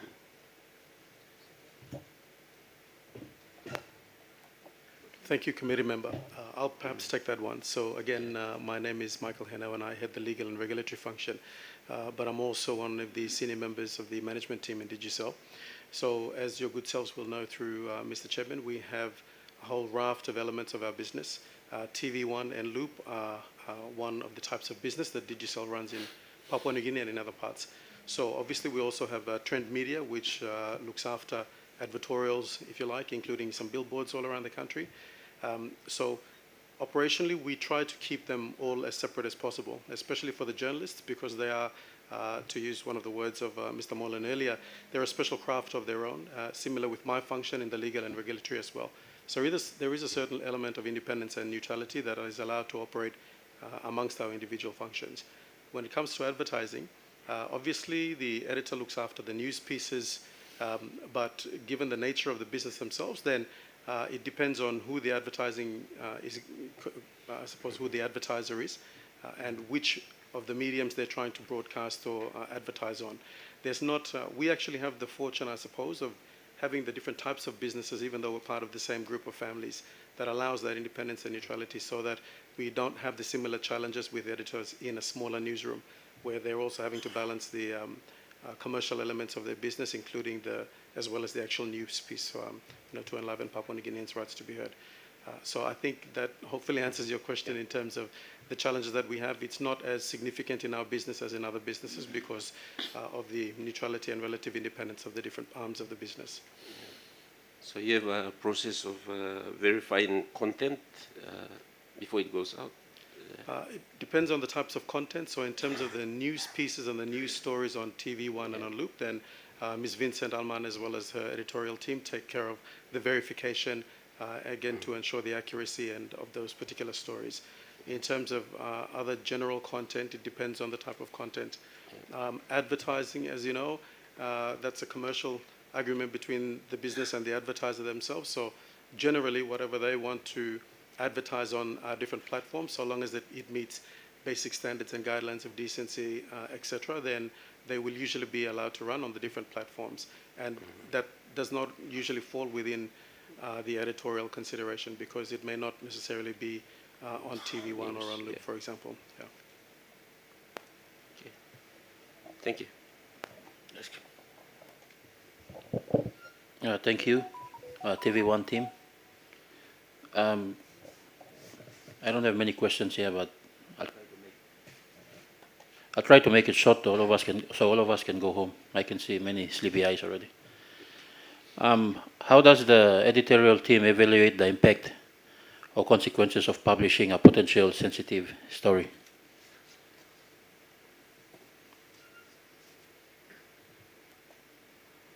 I think first and foremost it would come down to the kind of responses that we get from our readership or our viewership. And then from there we maybe decide on how we can approach this sensitive information going forward. So, Does that answer the question?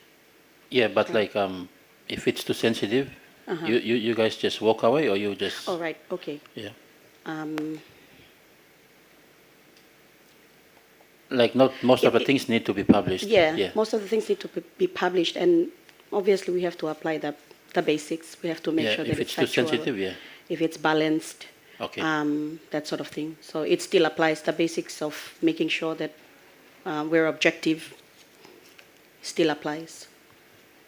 Going back to the two main terms here, misinformation and disinformation, how do you deal with your staff who intentionally engage in misinformation or disinformation?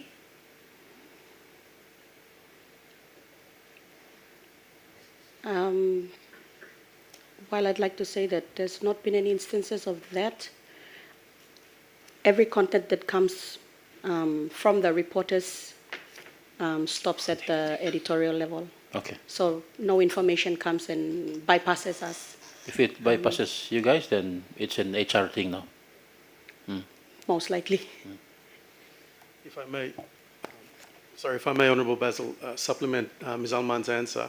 So again, because we are digital and the TV1 and the Loop employees are not only journalists, they're also employees of the bigger group. So we would be pleased to also submit a copy of our code of conduct for all of that applies to all of the employees of the business. And that should hopefully give answer to some of this particular question insofar as the governance and the processes that apply to all of us as employees of the group. So to answer your question then, Honourable Basil, that particular journalist, or if there was an issue around, that would definitely fall within the ambit of potential misconduct, thereby warranting either suspension or termination of their employment with the group. Of course, if there's any criminality, it may also lead to potential report to the police for criminal inquiry, but otherwise there's a certain higher level of standard in addition to what the editorial team would apply for misinformation. Thank you. I think most of the questions here leads back to SOP, your standard operation procedure. I believe you have one already. You mentioned it before? Yeah. So what steps are taken to avoid bias or subjective interpretation of any news or story that you get? In the first instance, we would push it back to the reporter and demand more information, get more information, offer help, contact people who might be able to give a different view of the story. If that doesn't work, the story doesn't get run. And obviously it goes back to how sensitive the story is as well. If we do not have the facts, if we don't have enough facts to support it, then that's a no-go. The story stays. So you're saying that the sources are verified or vetted before the information is considered legitimate or genuine? Definitely, yes. So what specific guidelines or policies does your television station have in place to ensure the accuracy and fact-checking of your broadcasting? We have the Do basic. you have any guidelines or policies in place? So we have the one that's coming out at the end of this month, and as I said, it captures, it briefly captures the editorial process of So it's not our out yet? standards. It's not out yet. Now, how are you guys operating? Is it We're just using. okay? Yes. Going back it's to been SOP. practiced for Going back to SOP. so long. okay. Yes. The unwritten code. The unwritten code. All right, I think that's all. Father, you have anything to? Yes, thank you so much, MTV. I think you, TV1. sorry, TV1.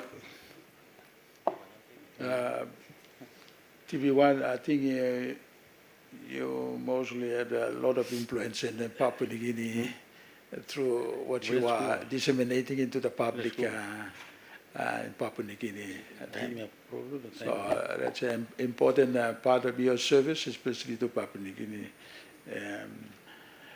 Question is, how open are the editorial guidelines review or updated to adapt to the changing journalism standard? How open do you have review, especially making a review of your guidelines regarding updating the journalism standard in the organization? How open? How open are we to? Yeah, update it. Oh, very much, because the journalism has evolved so much with the changing, influence of technology, digital age, that sort of thing, and it's very much needed. And I want to emphasize on training as well for journalists to be up to par with the digital age. Even though we have our online TV platform, we're also faced with the challenge of trying to catch up with the demand of our audience. They want news now. They want the truth now. How do we keep up with that? So definitely the standards has to meet the current status of the industry at the moment with the digital age, that sort of thing. Yeah. How are the conflicts of interest managed within your editorial team to maintain journalist independence? How open are the editorial guidelines? Sorry, a question again. How are the conflicts of interest managed within the editorial team to maintain journalistic independence?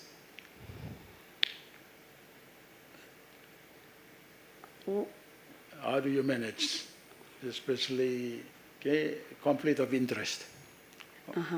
I've not had any experience with conflict of interest with the reporters directly. Yeah. But I would like to say that we have a mechanism in place where we keep a record of the work that our reporters do, the partnerships that they have, like the one or the press was speaking earlier about the taking us on trips, providing allowance, getting us involved in the work of the government. So we keep a track of that. We've been doing that, and it's basically written down about costs, who we're traveling with, what we're going to do, dates, everything. All of that is captured in that document, and every month it's provided to management to keep a track of our partnership or the work we're doing with partners outside or our news sources, basically. Yeah. Yes. Yeah. And what measures are available for viewers, external parties to provide feedback or raise concern about the editorial content? So currently we get feedback from our social media sites. Yeah. We get letters are written to the editor. We also get phone calls, emails, and our new TV1 online website has a complaints section or complaints box, if you like, for people to go and raise their concerns on it. So. Yeah. And how important do you think the media is in shaping public opinion? Oh, very important. Yes. Very important, yes. I think it's just a basic understanding of how important we are. Yes. People will always come back to the media for information. And people will always come back to the media to verify that information. We have to deal with challenges like fake news and, fake media outlets. And it's made our job harder or more challenging because we have to fix that information that's being shared. So, yeah, that's how important we are, and we will always be as long as people need to verify facts. Yes. Yeah. Thank you so much for your Thank you for your questions. Respond to questions. I think we have no further questions. Just last one. How many media channels does Diesel own?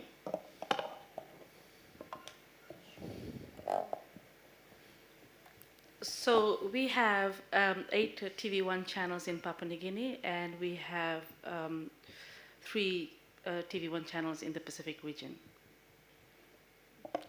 Okay, what about the news outlet? I mean, medium, like Loop, you only have Loop PNG and TV1, you have another company or something? No, so we have Loop at the moment, and we have TV1 News, 6 p.m. bulletin and midday bulletin. And from Loop, we have the other platforms such as Instagram, LinkedIn, we have TikTok as well. So that's from the Loop digital platform. I mean, Diesel's main business is providing mobile communication. That's right. And what is this? Is it a community service or also a business arm of Diesel?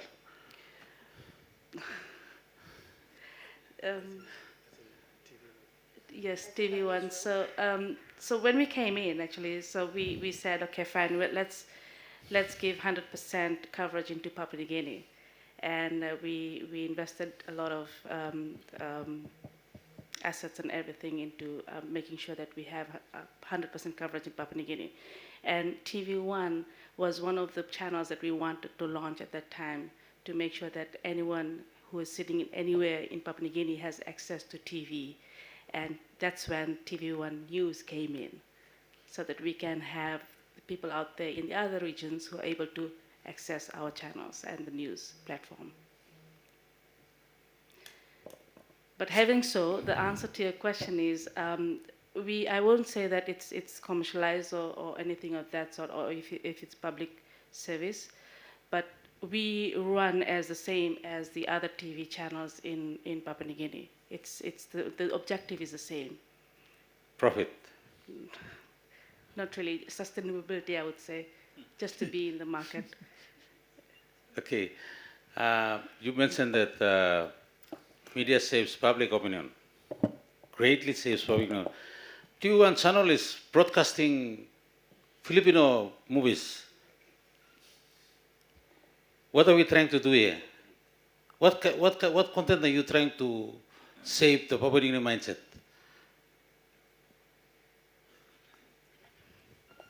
Maybe if I can take this question, Mr. Chairman, I think if I can go back to Honourable Damarinu's question to start off with first. Yes. As we know, Papua New Guinea is a country of storytellers. Our people are traditional storytellers, and that's why when the decision was made by our former owner to come into the market with television separate to the mobile business, there was certainly a need for the telling of more of our stories. it is no secret that there is a cost element certainly to the creation of content, and that like many other things in Papua New Guinea, it costs a little bit more than in many other markets as well.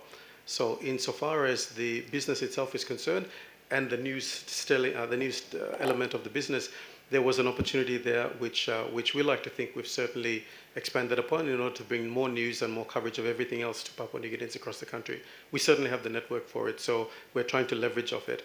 I think insofar as the channels were concerned, you're quite right, Honourable Chairman, there is TV1 and there is Loop. And also, you may be aware, we have a philanthropic arm called Digicel Foundation. And through the foundation, we are working to create a free-to-air community service education channel, which is called BLIT. At the moment, it is running for free on our BIP app as well as on the TV1 app. In fact, the TV1 guys have been generous enough to allow us blocks so we can run that. I'm asking about that Filipino channel. Exactly. So BLIT and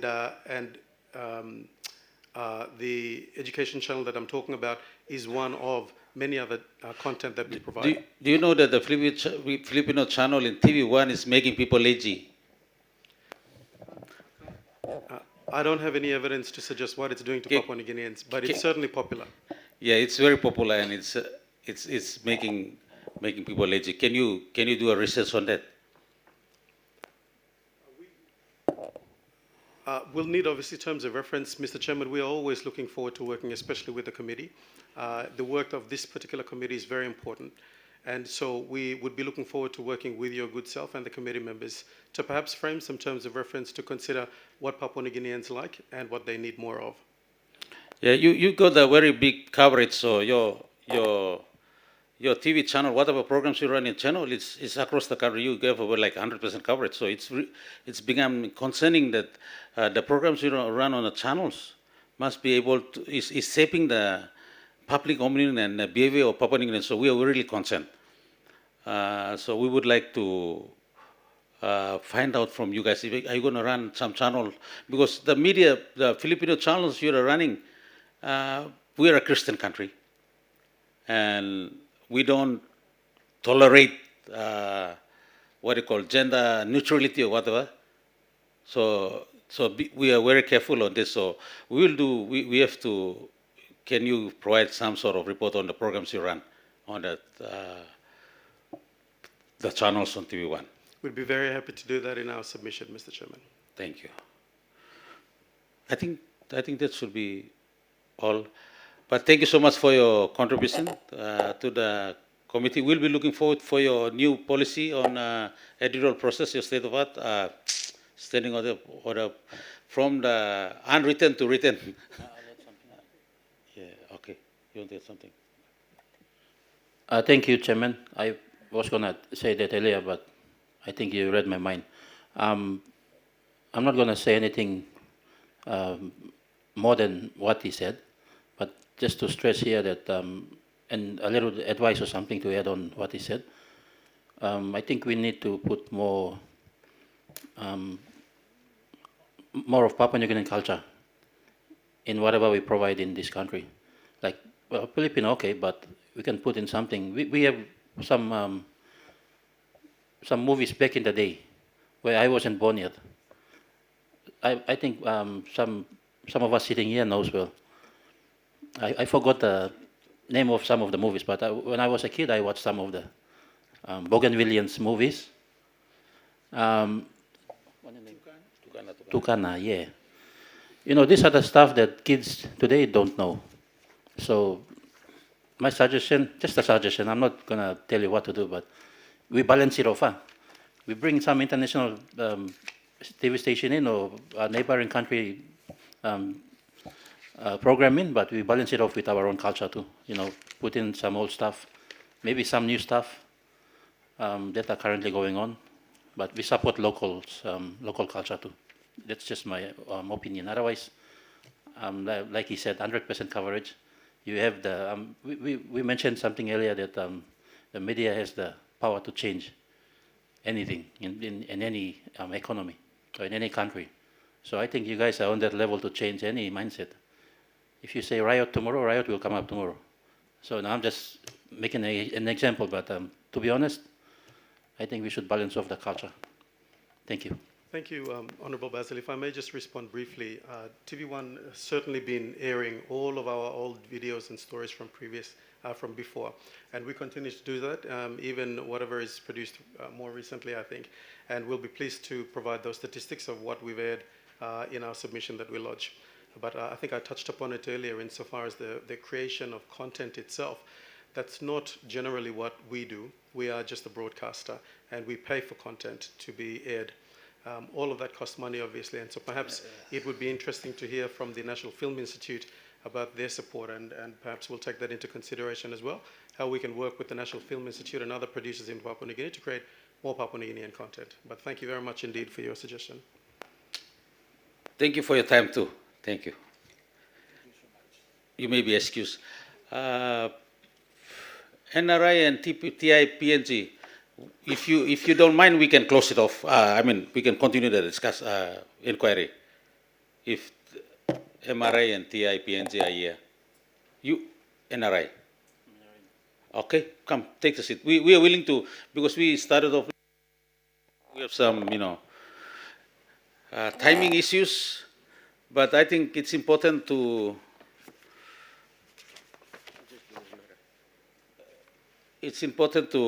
collect all the information so we can proceed. I think TIPNG is not here. I mean, they must have left. We can't really blame them.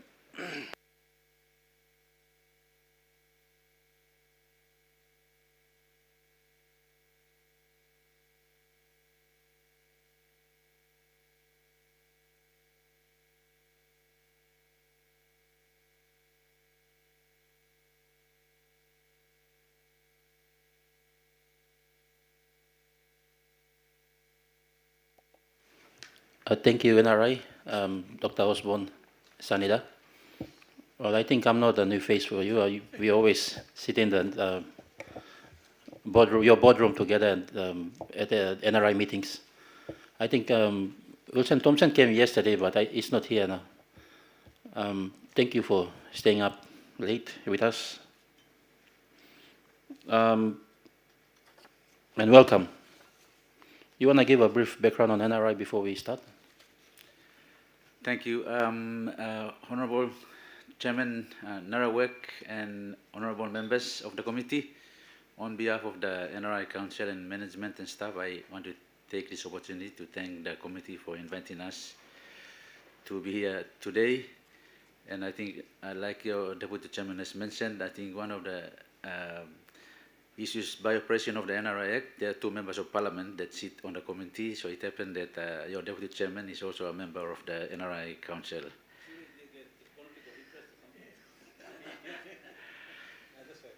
So, but Chairman and Deputy Chairman, I do have a statement for which I think you have been given a copy. So, and I understand it's late afternoon, but if you can excuse me, I will go through key features of the statement. So, let me commence. So, this submission is made in response to the invitation from you, Honorable Chairman. And I think most of the background information we have already had. So, but basically, I want to mention that maybe as an introductory statement, the media and communication are very important. The media is the link between the government and the people.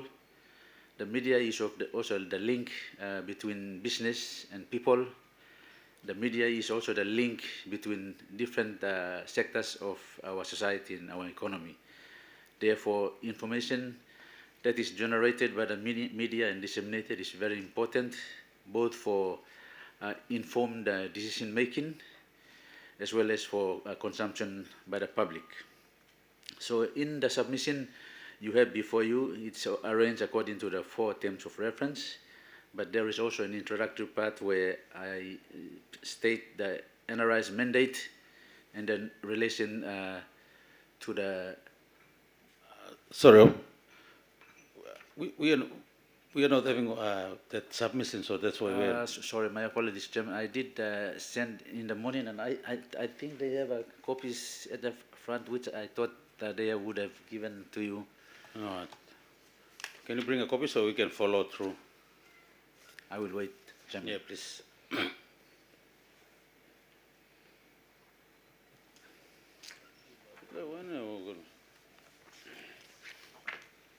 That's it.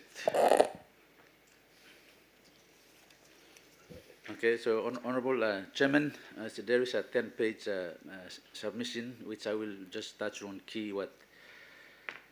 So in relation to the focus of this inquiry by this committee, at the outset, the media plays a very crucial role in the development of our country in terms of sourcing and dissemination of information for public or relevant stakeholders. And I have just mentioned about the links between the media and the government, the business and other sectors of the society, of the economy. Therefore, any policy or regulation must strengthen the mandate of the media in the spirit of media freedom with responsibility. Equally important is the need for the media industry itself to adhere to relevant code of conduct, which I think it has been alluded to earlier in the meeting, and ethics, so that information that is generated and disseminated conforms to the established norms.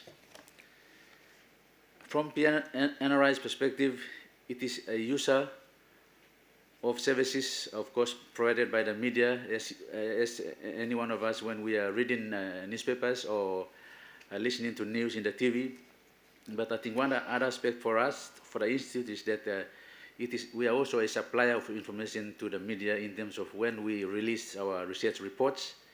It goes out with a media release to every media outlet. But I think one of the things is that we do not force the media to publish. We only give the media statement. It is up to them to publish the information that is based on research and evidence. So let me go to some quick statements on each of the 4 terms of reference by the committee. And before that, the Institute, the mandate of the NRI is to provide research-based information for informed decision-making to address research problems of the country. That is our key mandate according to the National Research Institute Act. To operationalize that, we have a mandate, we have a mantra or motto rather, of inquire, inform, and influence. To inquire is to research and analyze relevant public policy issues using relevant methods and tools. To inform is to disseminate the research results to key stakeholders, including government. And to influence is to try as much as possible to ensure that stakeholders use research information to make informed decisions. So in the context of this, it is in informing and influencing that we have a close relationship with the media. And I have mentioned earlier that when we release research reports, we do send through with a media release to all all the media outlets. We also use, for example, in radio, radio and TV, as and when required, we are interviewed. I think in terms of radio, the NBC's Dabai show and FM 100's Talkback show are the 2 ones that most of the time we use to disseminate research information. But let me, Honorable Chairman, members, just get straight to the some views on the 4 terms of reference of your committee. Yes. So the first one, the TOR, is that the issue of impact of misinformation, disinformation, and sensationalist reporting on society, state, and governance. Those 3 terms have been mentioned, but I think what I want to mention that misinformation can be a noun or it can be a verb. So from a noun, as a noun, it refers to incorrect or misleading information, and as a verb, misinformation refers to the act of spreading false information regardless of intent to mislead. And of course, disinformation, we have learned that it is when you have the intention to mislead, it becomes disinformation. And in the media space, this may involve deliberate ploys and deception and manipulation in terms of media tactics to advance a particular gain, either political gain or economic gain or some other gain that whoever has. Sensationalist reporting or sensationalism is a type of editorial tactic in journalism or mass media whereby news stories are selected and weighed to excite the greatest number of readers or viewers. And this, Honorable Chairman and members, can be seen from both positive and negative. Of course, if the news that has been sensationalized is negative, it has serious bad consequences. But sometimes it may be a positive news that needs large coverage. In this case, it contributes positively to the society. So looking at it from both perspectives. As in any communication process, misinformation, disinformation, and sensationalist reporting in the media industry can have detrimental impacts on the subject concerned or the country or sections of the country. Information must be prepared appropriately and communicated in a right and ethical way in order for it to have a positive impact on the users of the information or for the economy or society in general. The importance of appropriate packaging of information and its correct ethical communication dissemination is vital in ensuring peace and harmony and good information for proper decision making. Perhaps, Honorable Chairman and members of the committee, communication during wartime presents a good example of the importance of proper packaging and dissemination of information. Let me just give an example here. During wars, a defense force or an army must package its information and communicate it effectively and truthfully or factually across the rank and file of the army. If there is any misinformation or disinformation, the consequences could be fatal during a war situation. So, similarly, in a society or a state or an economy, the media industry plays a crucial role for good development outcomes. So if there is any misinformation or disinformation in terms of reporting, then it can have serious consequences on society or individuals. In relation to media quality and responsibility, Section 4.2 of the National Media Development Policy states that in order to ensure that media personnel produce high quality, factual, and responsible content for public consumption, it is important for continuous training and equipping of media professionals with the necessary skills and knowledge. Therefore, it is important for media organizations to provide or facilitate such training either internally within their organizations or with relevant institutions. For example, just my own institution at NRI, we provide training in economic policy analysis and social science research methods. So in this way, we train the course participants on how to analyze policy and how to do research and disseminate information. So I believe this is one way that we collaborate with the media so that there is objective reporting as far as socio-economic issues are concerned. And on this note, I want to also state that, yes, we've had journalists come and attend these courses, so I believe this is our contribution to the media industry. So that's in terms of misinformation and disinformation. Now, on the second terms of reference, which is about the role of media organizations, regulatory agencies, and media council for ensuring ethical professional standards and preserving media freedom, I want to state the following. So the roles of these organizations are clearly stipulated in the National Media Development Policy. Sorry, Osman. Yeah. The National Media Development Policy, is it been gazetted or not? What policy are you referring? Because I don't think we have a National Media Development Policy. Sorry. I'm making to reference, let me show you a copy of the policy.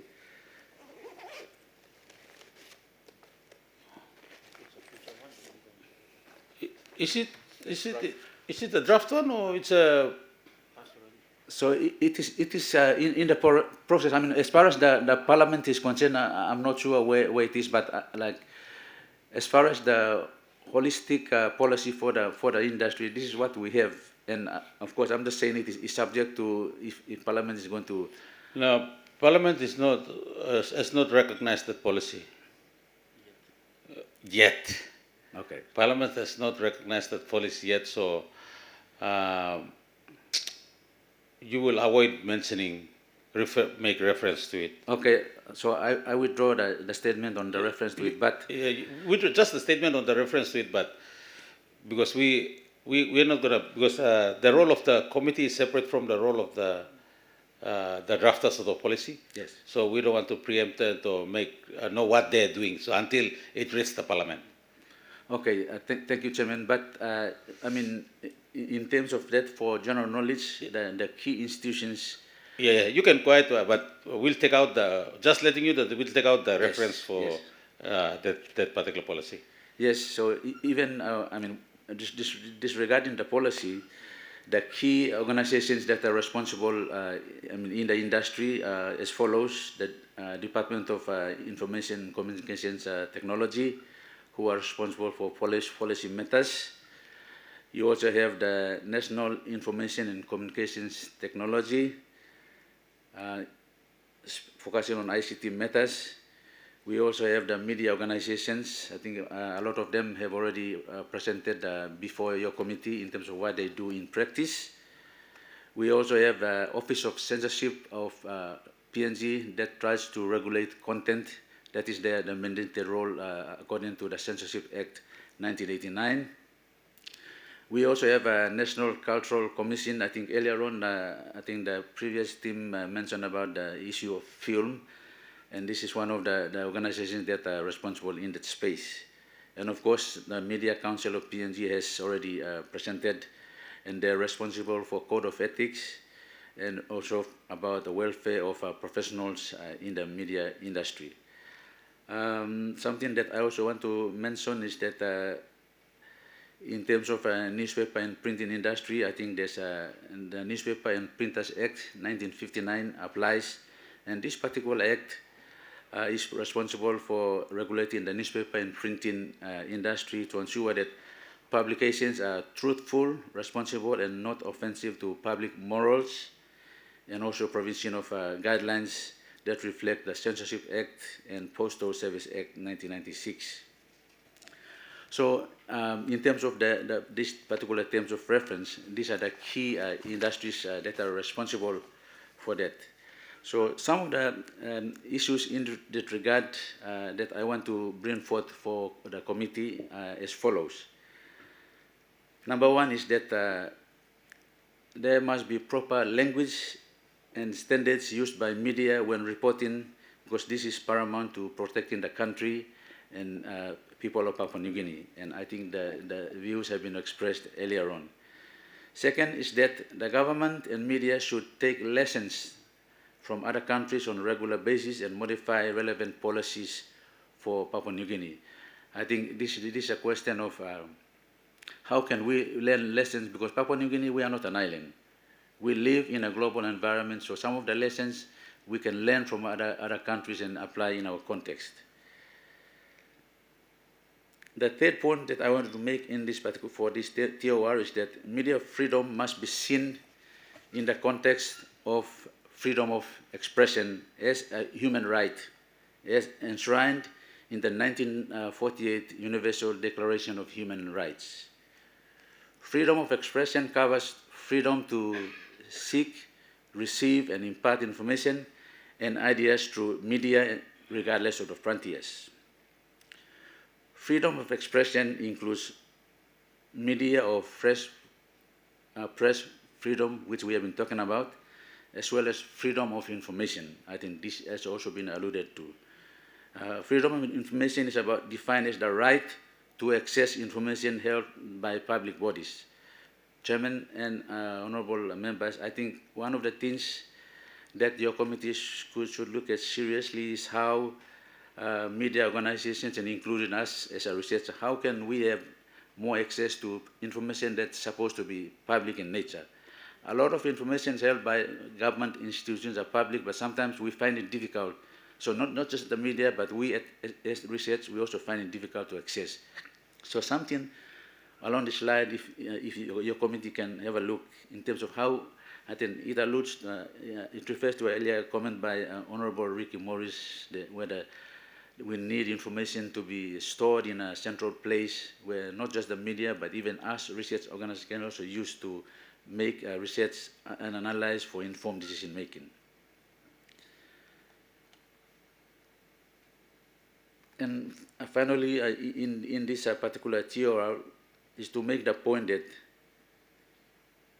freedom of expression, including media freedom, should come with a responsibility to state facts and set sense of responsibility based on proper research and analysis of information before dissemination. I think just to make the point that any freedom is not a complete freedom, it's a qualified freedom. So in the sense of media freedom, yes, the media must be free to, but it has got a responsibility. We need to do proper analysis of information before we disseminate. In reference to TOR number 3 on effectiveness of policies and legislation in supporting and promoting established media freedom, integrity and welfare of journalists and journalists in PNG, I want to state the following. So I think in the previous presentations, I have mentioned those different organizations and the policies that they relate to. These policies and legislation provide guidelines for promotion of media freedom, integrity and welfare of journalists and journalism in PNG. And in particular, I think the role of the Media Council of Papua New Guinea is very important in this regard. So, re-emphasizing the point again, a key point to mention is that media policies and legislation should ensure the independence and freedom for media, but with responsibility, guided by the Code of Conduct and Ethics. The other point is that policies and legislation must protect journalists from harassment from authorities and regulation of spyware. You know, we are in an ICT age, used to target journalists and measures to protect journalistic sources. In terms of effectiveness, in order to really assess, I'm coming to a recommendation here. In order to really ascertain or determine the effectiveness of the policies and regulations, it is recommended that an independent study be commissioned to review and assess the effectiveness of policies, all kinds of policies in the industry and the legislation, and also the performance of the industry. I think this sentiment has been raised earlier on. Perhaps your committee could consider this particular recommendation. Something that I also want to recommend, and within that such a study would be perhaps to include a review of the terms and conditions for journalists with a view to making improvements in the terms and conditions to make them more attractive, considering the important role that journalists play in the media industry and taking account of comparable situations in other countries. Perhaps maybe it will be appropriate for organizations that are government-owned, because with the private sector it is difficult to legislate this. It will be up to them. So this is what I want to say in terms of TOR number 3. And then in terms of the last terms of reference, Honorable Chairman and committee members, relevant institutions such as the university will be providing, I've seen that they will be providing relevant information for this particular inquiry.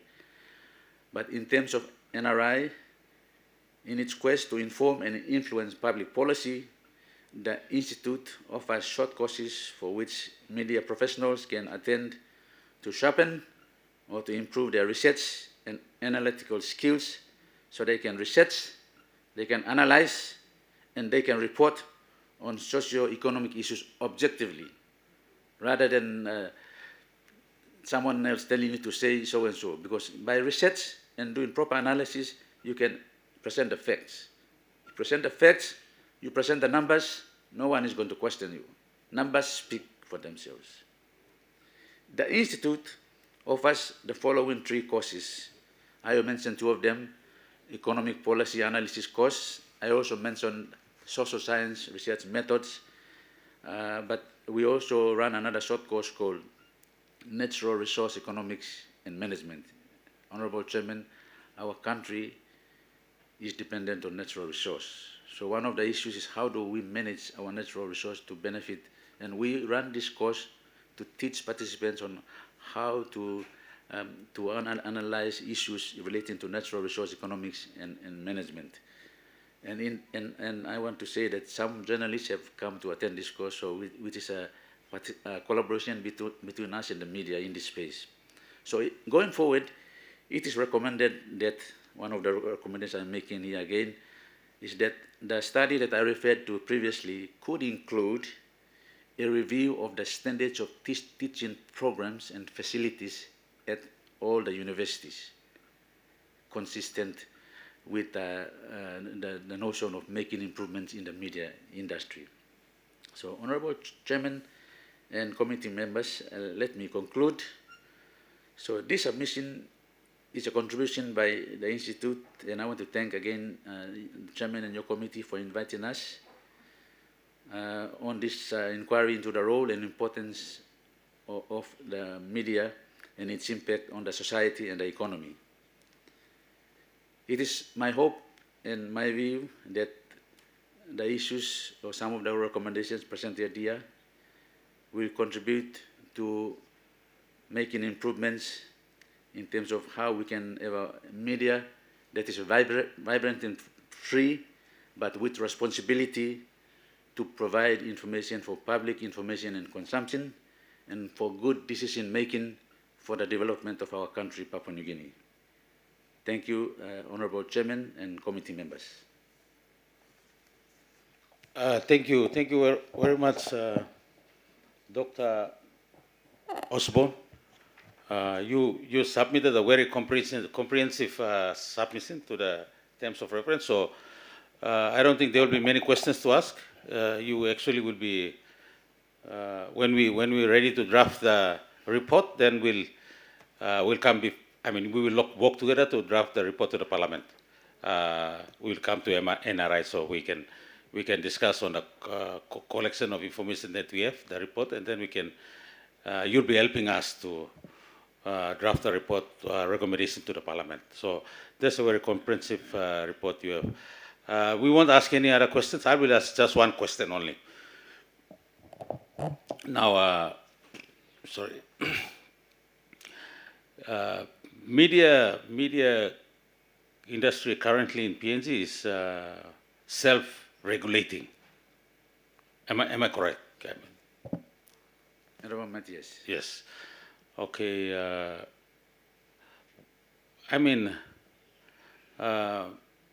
We dropped from the rank of 40 to 90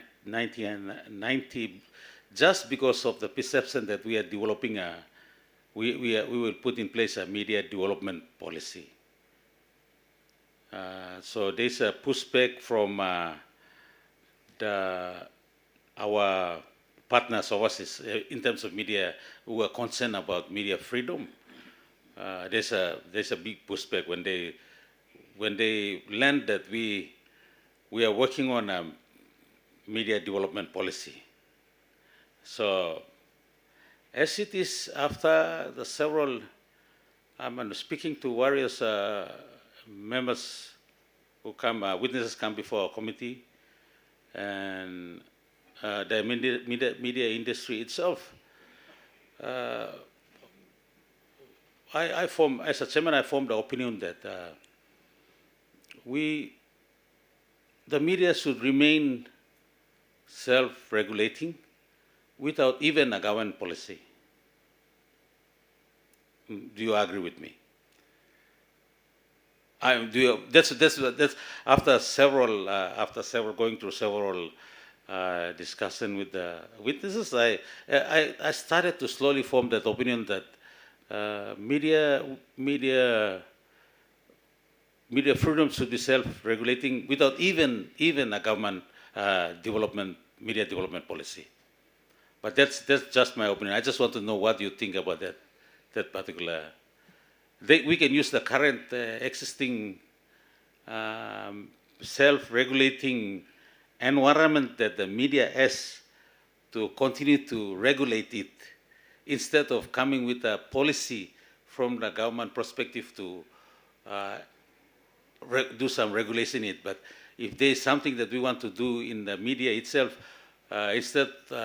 just use the media itself to start to do the training or welfare, or address all these other concerns that we think that the ethics have been dropped or they have not followed the code of conduct.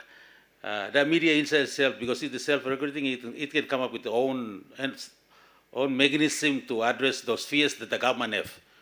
The concerns that the government have, the media itself can address it instead of the government coming up with a media policy. But that's just my thought or opinion.